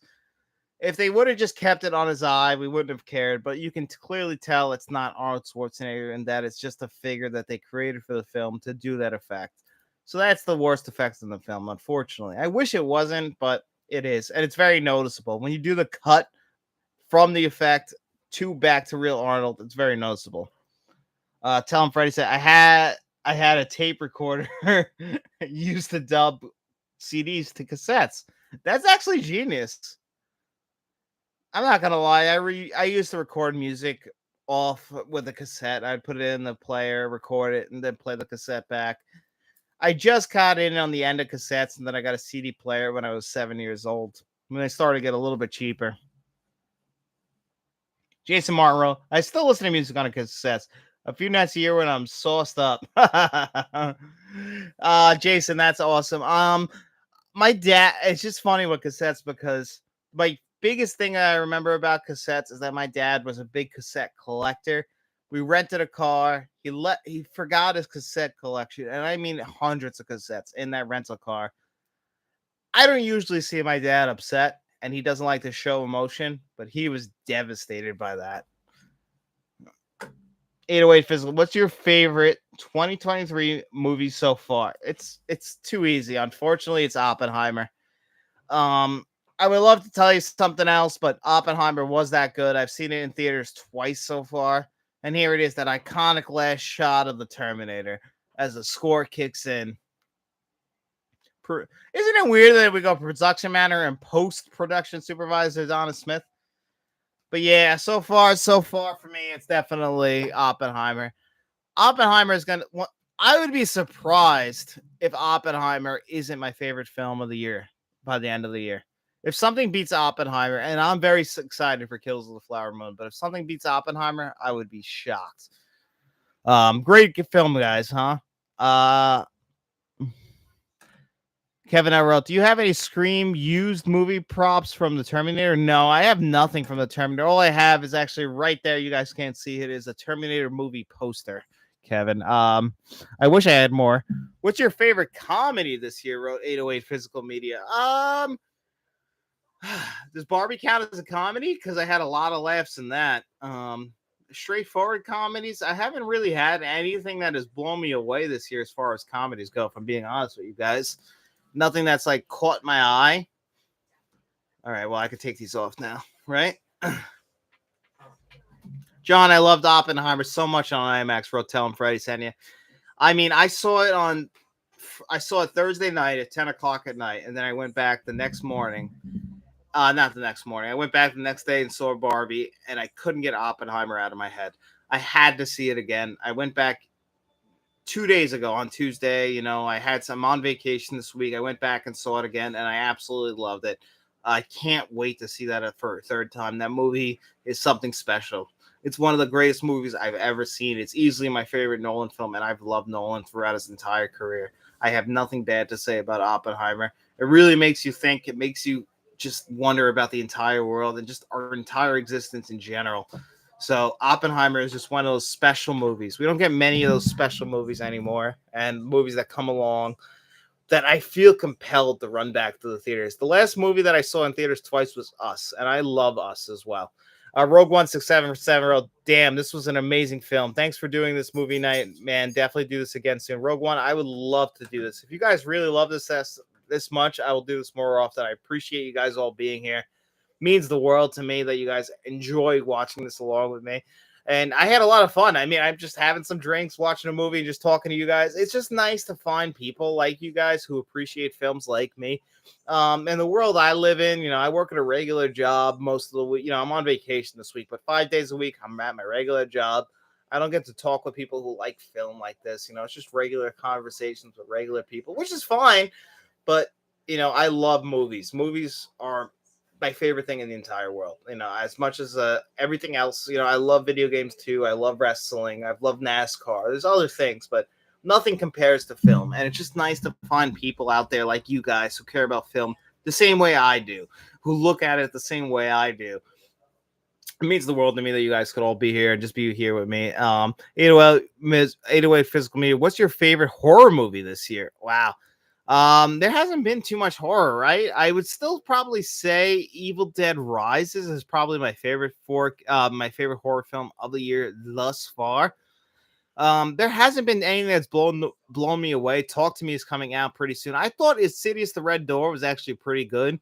It's a mixed bag, but I actually thought it was pretty good. Probably still the third best Insidious film. So as far as horror goes, I want more. I want better horror. I haven't seen Beau is Afraid yet. I've heard that that's not a straightforward horror film, so we can't go based on that. 808 Physical Media. What's your favorite Criterion 4K Ultra HD? Now that's a great question. I really can't pick. I want to say Thelma and Louise that came out earlier this year is my favorite 4K from them, but it also might be Citizen Kane and it also could be Menace to Society. So I'm not 100% sure. The Piano was a great 4K, also a great transfer. Jason Martin wrote, okay, everyone, have a good night. Chat again next time. Cheers. Thanks, Jason, for being here. I hope you haven't left already. I just want to say thanks for being here, buddy, and I appreciate the donation. It means the world to me. Kevin L wrote, my IMAX screen sucks. It's barely bigger than our regular screens. Yeah, see, that's the thing about my IMAX. It's very misleading. I live in New York. I live in Long Island. There's an AMC IMAX theater that plays the 70 millimeter IMAX films that's in New York City. I'm not that far from it. About a 2-hour drive, or if I take the train, it's about an hour and a half. I can't see it there, so I go to the regular AMC IMAX theaters. Now, those screens are slightly bigger than the Dolby Cinema screens. I would prefer to see Dolby all the time, but IMAX does go bigger, I guess, but it's still not my favorite. I would prefer to still see things in Dolby Cinema just because of the audio increase. The visual increase, They're very comparable. If I was gun to my head, I would still say Dolby Cinemas is better.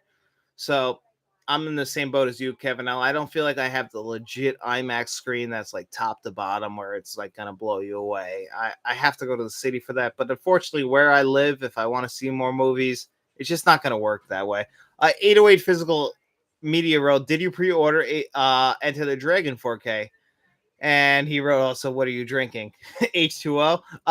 Actually, this is a mixture of water and gin. So this is seltzer and what's that? Bombay gin. I'm on vacation this week, so I've been drinking while we were watching the movie. So I'm a little bit buzzed. I'm not gonna sit here and lie to you guys right now. And actually, as far as Enter the Dragon 4K goes, I just watched Enter the Dragon last year. Not the biggest Enter the Dragon fan, but I'm also not a big martial arts fan. So, but I did pre-order the 4K, and what we're gonna do here on the channel, I was gonna announce this next week, but I figured, hey, you know what? I'll announce it now. I'm actually gonna review the 4K, and then that 4K, after I'm done reviewing, I'm gonna do a giveaway for that. Just because it's not my favorite film, I want to do a review of the 4K, and I want to do it for you guys. I want to give you guys a 4K. So when we get it on August 8th, I'm gonna review it, and then I'm gonna do a giveaway for it. So I'll announce more about that in the video, in the Enter the Dragon 4K Blu-ray review when we get there. Comes out August 8th. I'm looking forward to it. It's just not. I'm just never been a big martial arts film fan. I don't know. It's just never something that spoke to me. That's why I didn't get the Bruce Lee collection that Arrow Video put out. I appreciate them, but they're not my type of film, if that makes sense. So I did pre-order it. I bought it, and when it does show up, we're gonna review it, and then I'm gonna do a giveaway for you guys. So that's my next thing. Tell him Freddie sent you. Wrote, I'm pre-ordering Videodrome, comes out on my B-Day. Oh, I'm very excited for Videodrome on 4K. I knew it was coming because once Arrow Video announced their 4K, now I'm very curious to see about the scans, if they're the same scan, because this does happen a little bit where, especially recently, where Studio Canal will do the 4K scan, then somebody else will get a hold of it, and they might just throw HDR or Adobe Vision over it. So I'm pretty excited to see, and I'm curious to see what exactly is going on with that scan. Are they just taking that previous scan? Maybe they're throwing something over it, or is it the same scan? I knew that was coming just because Criterion has had the rights for Videodrome for a very long time, and they're not going to throw away money. So I knew that we were going to get that at some point. I didn't expect it to be that fast. What do you think about the Exorcist Steelbook? The Steelbook is much nicer, Kevin, than the actual slipcover edition. The Steelbook version is the version that I'll be pre-ordering. I think that it's much nicer. I do appreciate the blue. I really wish they would have just done the original movie poster of Max von Sydow, with the light shining down on him. I mean, it's iconic. I don't know what they were thinking. Maybe they figured that everyone had the previous DVD version, but you have one of the most iconic movie posters of all time as it is.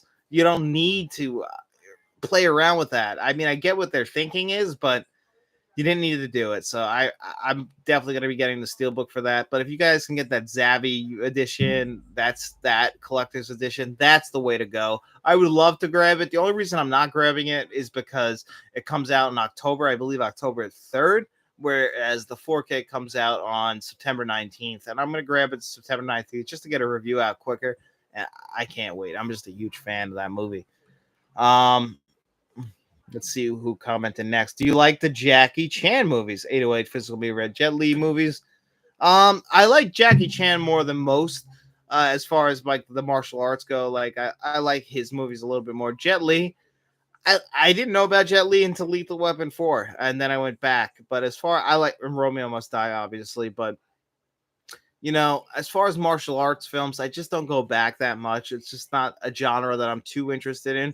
I have gone back a little bit. Like, I've seen some Bruce Lee movies, but they've never been my favorite. Enter the Dragon's probably the one that I've seen the most. I think I've seen Enter the Dragon like 4 times to this point, but everything else, once they get like Americanized, I guess I go to them, but I've never really gone back. I just never was. I'm not a big, believe it or not, as much of a Terminator fan as I am, I'm not a big action film fan. I just prefer slowed down movies in general. I prefer like when just characters are talking. I think dialogue is always the best acting form. I mean, acting with action is incredible and it takes a lot of work to do that, but it's just not what draws me in. Movies like Pulp Fiction that blend that perfectly is the reason why I enjoy those movies. The reason why I enjoy the Terminator is just because it's a little bit slowed down. Yes, there's a great action scene in the police station in this movie, but I prefer those slowed down moments. That's why I love horror too. Action movies in general just aren't my thing. And what's your 808 physical media review wrote? What's your next 4K movie review? Tomorrow, actually, I just filmed the review today. I'm just in the middle of editing it. Is Needful Things on 4K from Kino Lorber, which is a great 4K, by the way. Not the greatest 4K I've ever seen. We'll talk more about that when you guys see the review tomorrow. But I love Needful Things, so I was very excited for that. Did any of you guys pre-order To Live and Die in LA on 4K? I pre-ordered that. It was supposed to come to me last Tuesday. I still haven't gotten it. I've called Amazon 3 times about it. They keep telling me it's gonna ship, but still no shipment. So that's a big one for me. That's really disappointing because To Live and Die in LA is one of my favorite films ever. It's in my top 30 films of all time. So I've been waiting for that 4K, but still no shipment or anything. I talked to them today. They promised me it's going to be here by August 1st, but tomorrow you guys will see my review for Needful Things on 4K, which also has a TV cut on Blu-ray, 191 minutes, if you guys can believe that. I love that movie, by the way. Kevin, I wrote, what's the most disturbing part of The Exorcist? The Exorcist is filled with disturbing parts. The religious stuff doesn't get to me, but just dealing with a little kid in general and the fact that she's possessed and that she's possessed by a demon in general, I always have a hard time with the mother having to deal with her daughter being possessed. It really gets under my skin. That's the stuff that gets me. But honestly, any human, I realized watching Needful Things that anything with humans doesn't really bother me unless it's like putting a needle in somebody's eye. But if you hurt a dog, anytime you hurt a dog in a movie, that gets to me. I don't know what that says about me, the human, but I guess I value dogs' lives over human lives. I'm not entirely sure what that says about me. But watching a dog die in Needful Things absolutely broke me.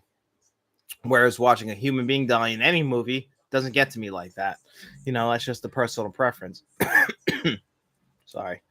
808 Physical Media wrote, Matt, leave your brain at the door. Action movies. Yeah, Matt is a huge action movie guy. He just absolutely eats that shit up. The film fan in me, like when I was growing up, like the Terminator is my favorite film of all time. I liked action movies. I used to get made fun of. I was in 9th grade, but like Con Air was in my top 10 movies of all time. But for me, action movies have kind of fallen to the wayside. I really prefer movies that make you think. That's why Oppenheimer really spoke to me. I really like just looking at the human condition in general. Those are the kind of movies that I like to run back to. Movies like, The Worst Person in the World had a Criterion release last year. Movies like that. Those are my types of movies. Movies that make you feel emotions. Like that's the movies I like to go back to. And horror films really tackle that some of the best. And that's what I love about horror as well. And I think I run back to that. And that's why I think, and sci-fi really does address the human condition in a great way. And that's why I'm a big sci-fi fan. Action films, when it's just a straightforward action film, I'm not into that. It's just not my type of film. That's why I never got into the Transformers movies. Action for action's sakes, MCU third acts, the DCEU third acts. Those movies just don't work for me. Everything leading up to the third act is usually pretty good. I love character development. I want to get invested in these people. I want to know what people are like. That's what I love. Those are the things that I love to address. I don't like it just to see things blow up. That's not there for me personally. Now, for other people, it does work. You guys know Matt. Matt loves that shit. It just doesn't. My wife, she's a big fan of that shit too. For me, it just doesn't work as well. And Kevin Everell, do you think we will get another Terminator movie within the next 10 years? 100%. Definitely. It's too much money to leave on the table. Dark Fate didn't do that bad in theaters. I think it actually ended up being pretty profitable. And the name value alone will never stop them from making more Terminator movies. I just want them to eventually make a Terminator movie that Terminator fans can get behind and love. It's crazy that we're still saying to this day, Terminator 2 came out in 1991, a year before my birth, and we're still talking about Terminator 1 and Terminator 2 being the best Terminator films. One day, we will get a third great Terminator film. Dark Fate was pretty good. It didn't do well at the box office. And unfortunately, that's been a trend. And I don't think we're ever going to end up in a world where Terminator films are back to what they used to be. We're still trying to capture lightning in a bottle.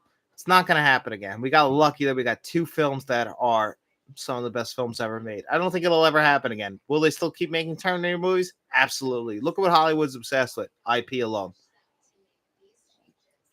And it's no different for the Terminator movies. So unfortunately, 808 Physical Meter wrote, Matt don't like dialogue movies. Too confusing. 100%. That's just not Matt's thing. I love Matt. Matt's one of my best friends ever, but that's just not his thing. He doesn't like it when movies slow down like that. And a lot of film fans don't. And I don't fault them for that. That's another thing I want to point out.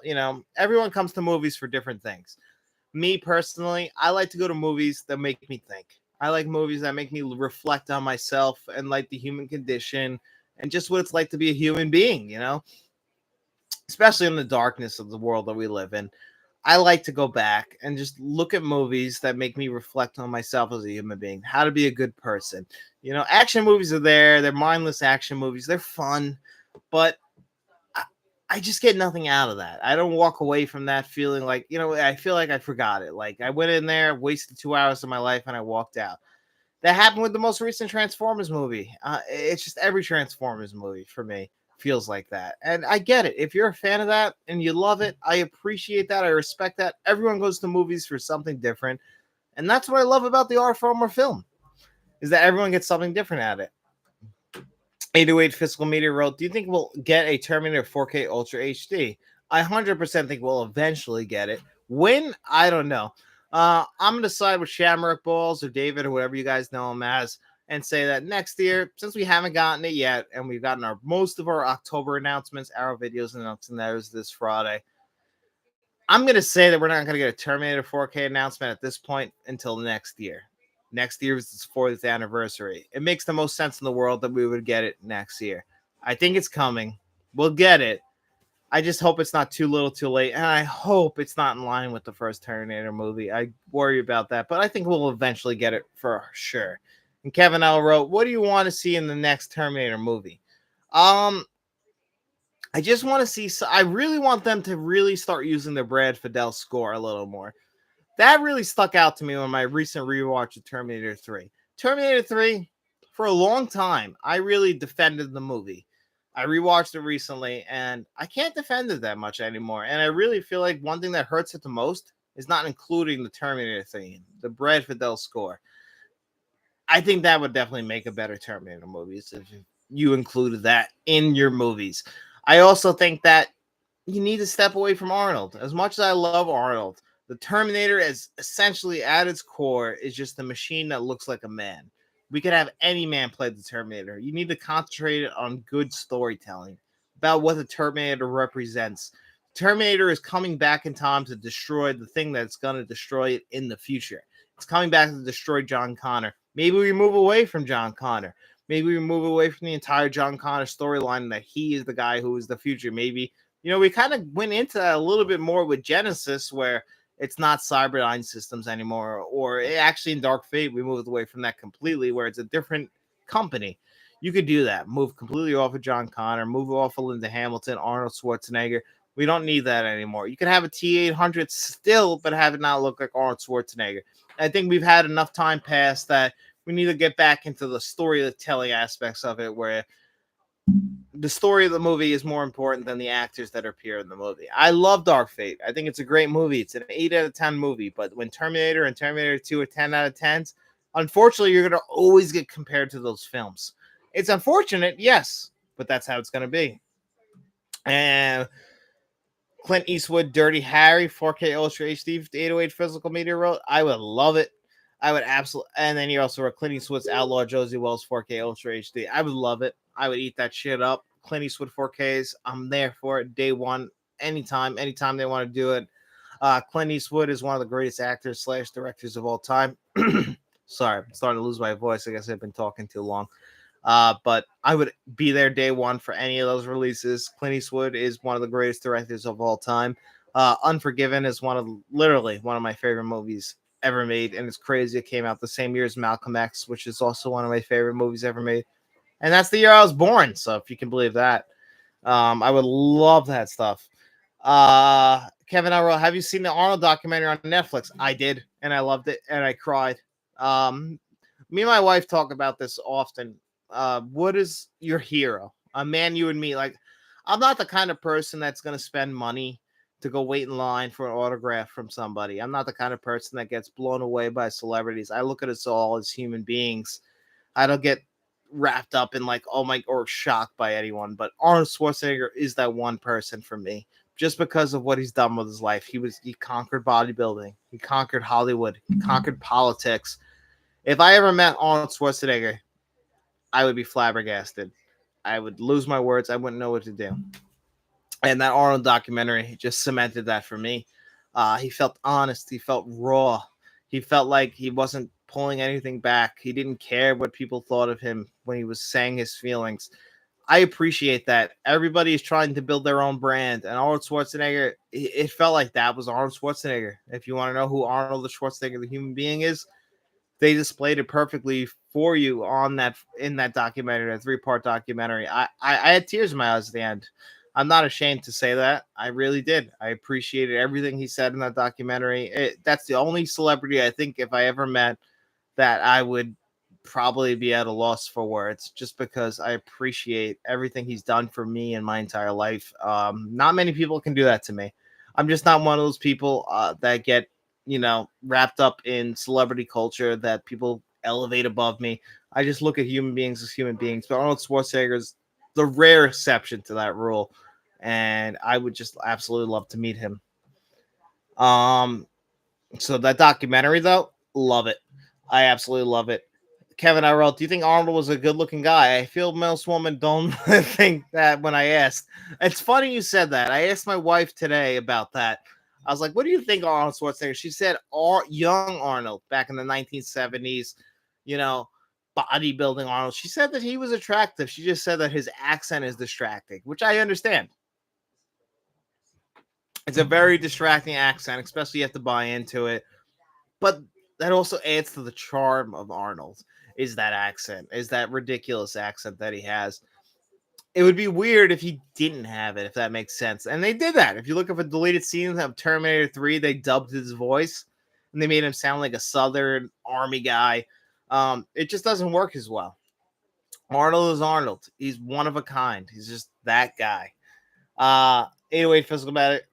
808 physical meter. Do you think that the writers and actors strike will end soon? All new movies and shows delayed. From what I'm hearing, we're gonna have to wait till at least September and October for the strike to end, and it's worrying to me in a sense because we're not going to see the effects of the strike as far as movies go until next year. That's always how that works. Is everything that's coming out for the rest of the year through probably February 2024 is already in the can. Now, after that, next summer, we'll be talking about movies that took a hit because of this. TV shows, we'll see the effects in October. Movies, we won't see it till next year. Everything's all ready to go. Promotion is where you'll see the effects. Look at the Haunted Mansion. They didn't have the red carpet, and I think that's actually going to hurt their bottom line for that movie. So we'll have to wait and see what their box office is, and then we'll know how the marketing hurt that film.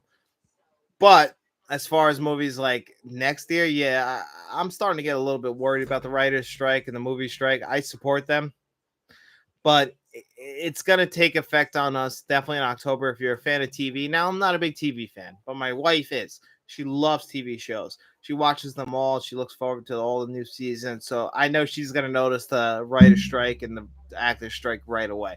Movies, we'll feel the effects of this next year. Even if the strike ends in October, we're still going to feel the effects of this because movies are going to get delayed. Don't be surprised if Dune 2 gets delayed. I've seen rumors already that that's going to get delayed, and I wouldn't be shocked at all. Now, the only thing that might affect that movie not getting delayed is possible award nominations. So, but they might delay the awards too. So we'll have to wait and see as far as that goes. Kevin Elro. Actually, we'll go 808 physical meter road. Do you think Arnold Schwarzenegger will make another Terminator movie? I really hope not. I really hope they don't do that. Arnold Schwarzenegger is in his 70s. leave him alone. I get why, and I feel like he loves the franchise himself. He feels like a very genuine human being, Arnold Schwarzenegger. He doesn't feel like he pulls any punches. You know, and that's a rare thing in this world, especially in the world of politics. They have an image they want to sell to you. That's it. Same thing even on YouTube. Everybody who you watch, they have an image they want to sell to you, and that includes me. Now, I don't really have an image because I'm just really me. It is who it is, you know. But everybody else, they want to put it out there who they are because everyone has their own brand.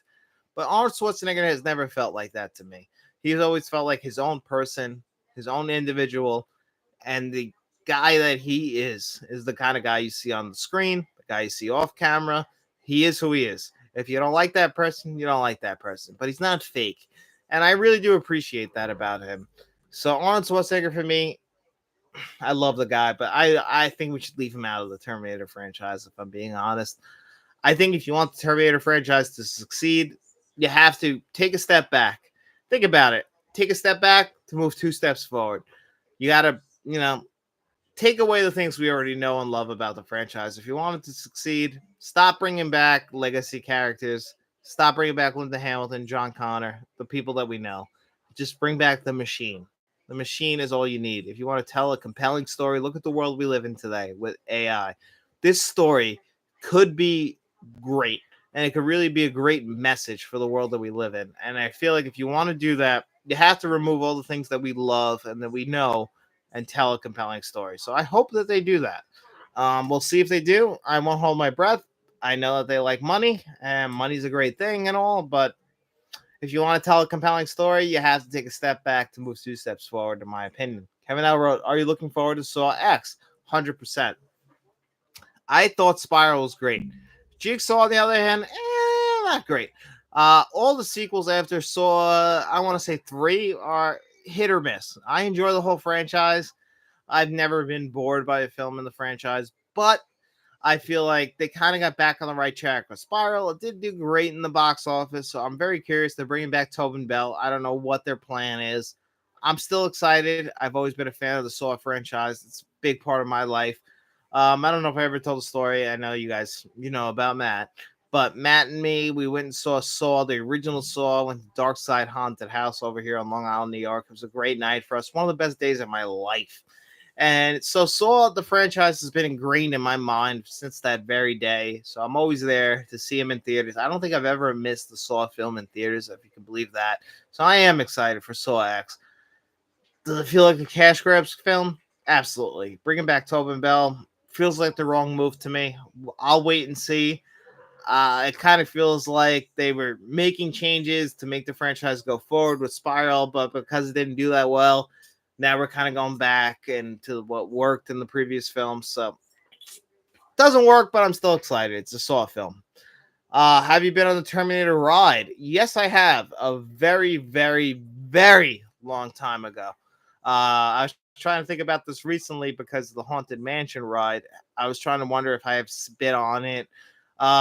I haven't been to Florida in general to the amusement parks. I was supposed to go there a few years ago, but I don't think I've been there since my childhood. So I guess that's a very long time, pre 2010. So I know I've been on the rides. I can't remember them, any of them. The only ride that I sticks out in my mind is what's that movie? That one ride that they did.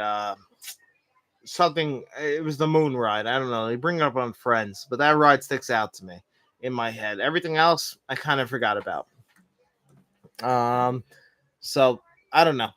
I'm not 100% sure exactly, but I know I've been on the Terminator ride. It's just been a very, very long time. I just don't remember it. So I think we've covered everything. We enjoyed the movie. We watched it, and I appreciate everyone being here. We'll do this again. Just make sure you guys leave your comment section in the below. Do you guys want to see me do the SummerSlam watch along? I think that's my plan. Do you guys enjoy that? We'll answer some last questions if you want to get them in. Tobin Bell's 80 years old. Fadeaway physical media role. Yeah, but you know what? They put a goatee on him. The goatee youngins him up. I had a goatee for my wedding. I hate it. All my wedding photos I despise because I had a goatee. It really bothers the absolute shit out of me that I had a goatee. And it's my wife's fault because she shaved my beard She went to cosmetology school. I let her shave my beard. She went too low. I had to shave it into a goatee because if you guys want to see me without a beard, you want to see ugly? That's fucking ugly. Is me without a beard. I will not do it. I won't do it. I won't let you guys see what I have to see when I shave my beard. It's terrible. It's absolutely god awful. I won't let you guys see that. Tobin Bell's 80 years old. This is crazy to me, and they're still doing it. But anyway, guys, this is gonna do it for me. I hope you guys enjoyed that. Make sure you guys leave in the comment section below. Do you want to see SummerSlam? Do you want to see the watch along? Let me know in the comments. We'll do this again, maybe like a Saturday night or a Friday night if you guys want to do it. Please let me know that you guys like this so I can keep doing them. I had a great time. Obviously I had a few drinks, so I really enjoyed myself. Terminator was great. 808 Physical Media put another comment in, and he wrote, "Will Matt ever return to your YouTube show?" Honestly, 808, he really hates it. I've asked him. He's seen movies with me, and he won't do the review with me. I'm seeing TMNT with him on Monday. I don't think he wants to do a review of me. I'm actually surprised at how much he disliked doing YouTube, which surprises me because I love it. I love getting in front of the camera and just reviewing movies. Reviewing movies for me is my passion. I never realized how much I loved reviewing movies. I knew I loved movies. I knew I loved other people's reviews of movies, but the thing with Matt that bothers me a little bit, and just to give you guys a peek behind the curtain, is that he asked me to do the channel with him. I was going to start the channel alone as it was, and he wanted to do it. So we kind of adjusted for him to do it because Matt's been my best friend since like 1997. I've loved him my whole life, and I still do. I'm going to be the minister at his wedding, and I'm going to, send him off in the marriage. But he just doesn't like YouTube. But the only thing is that he asked me to do YouTube with him. I was going to do it alone as it was, and he didn't like it. And I appreciate him trying, and he was honest with me. But, it's like the old wedding singer line, like, that's something that could have been brought to my attention yesterday. Like if you didn't like it that much, you could have easily just told me months ago before we got in the hole that we're in. So, now it's like kind of like, I'm left holding the bag to make up for, his mistakes. We had to readjust the entire channel. So, yeah, it does hurt a little bit. I don't think he's ever going to come back. He doesn't like making videos. He said he would, but every time I ask him, it's usually a no. I would like him to come back and do videos because I know people like him, and I love him. He's literally my best friend. I still love talking. Dude lives 3 minutes away from me. It's not like it's not a person I talk to every single day. It's just he's not into it.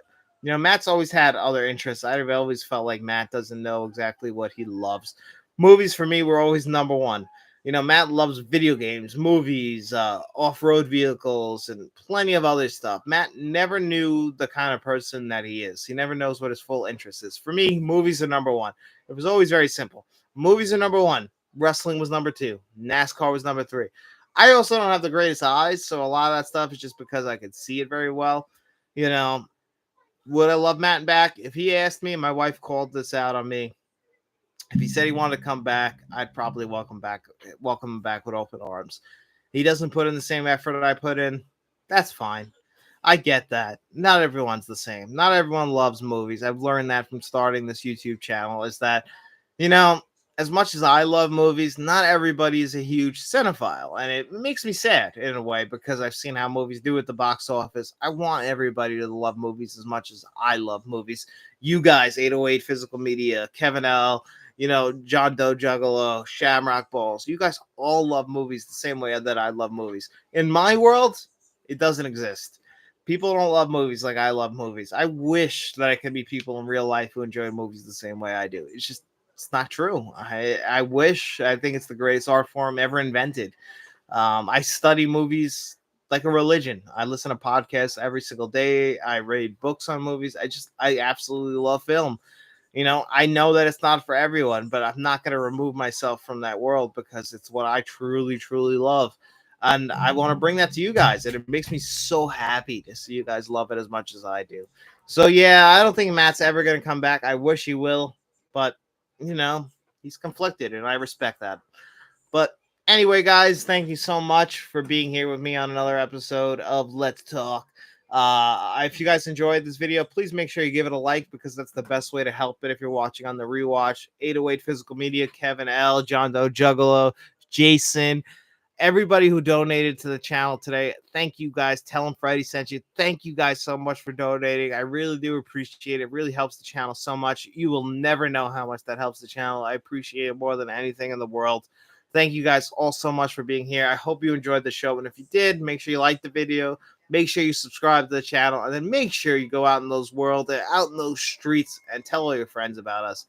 We'll be seeing you around. Thank you guys.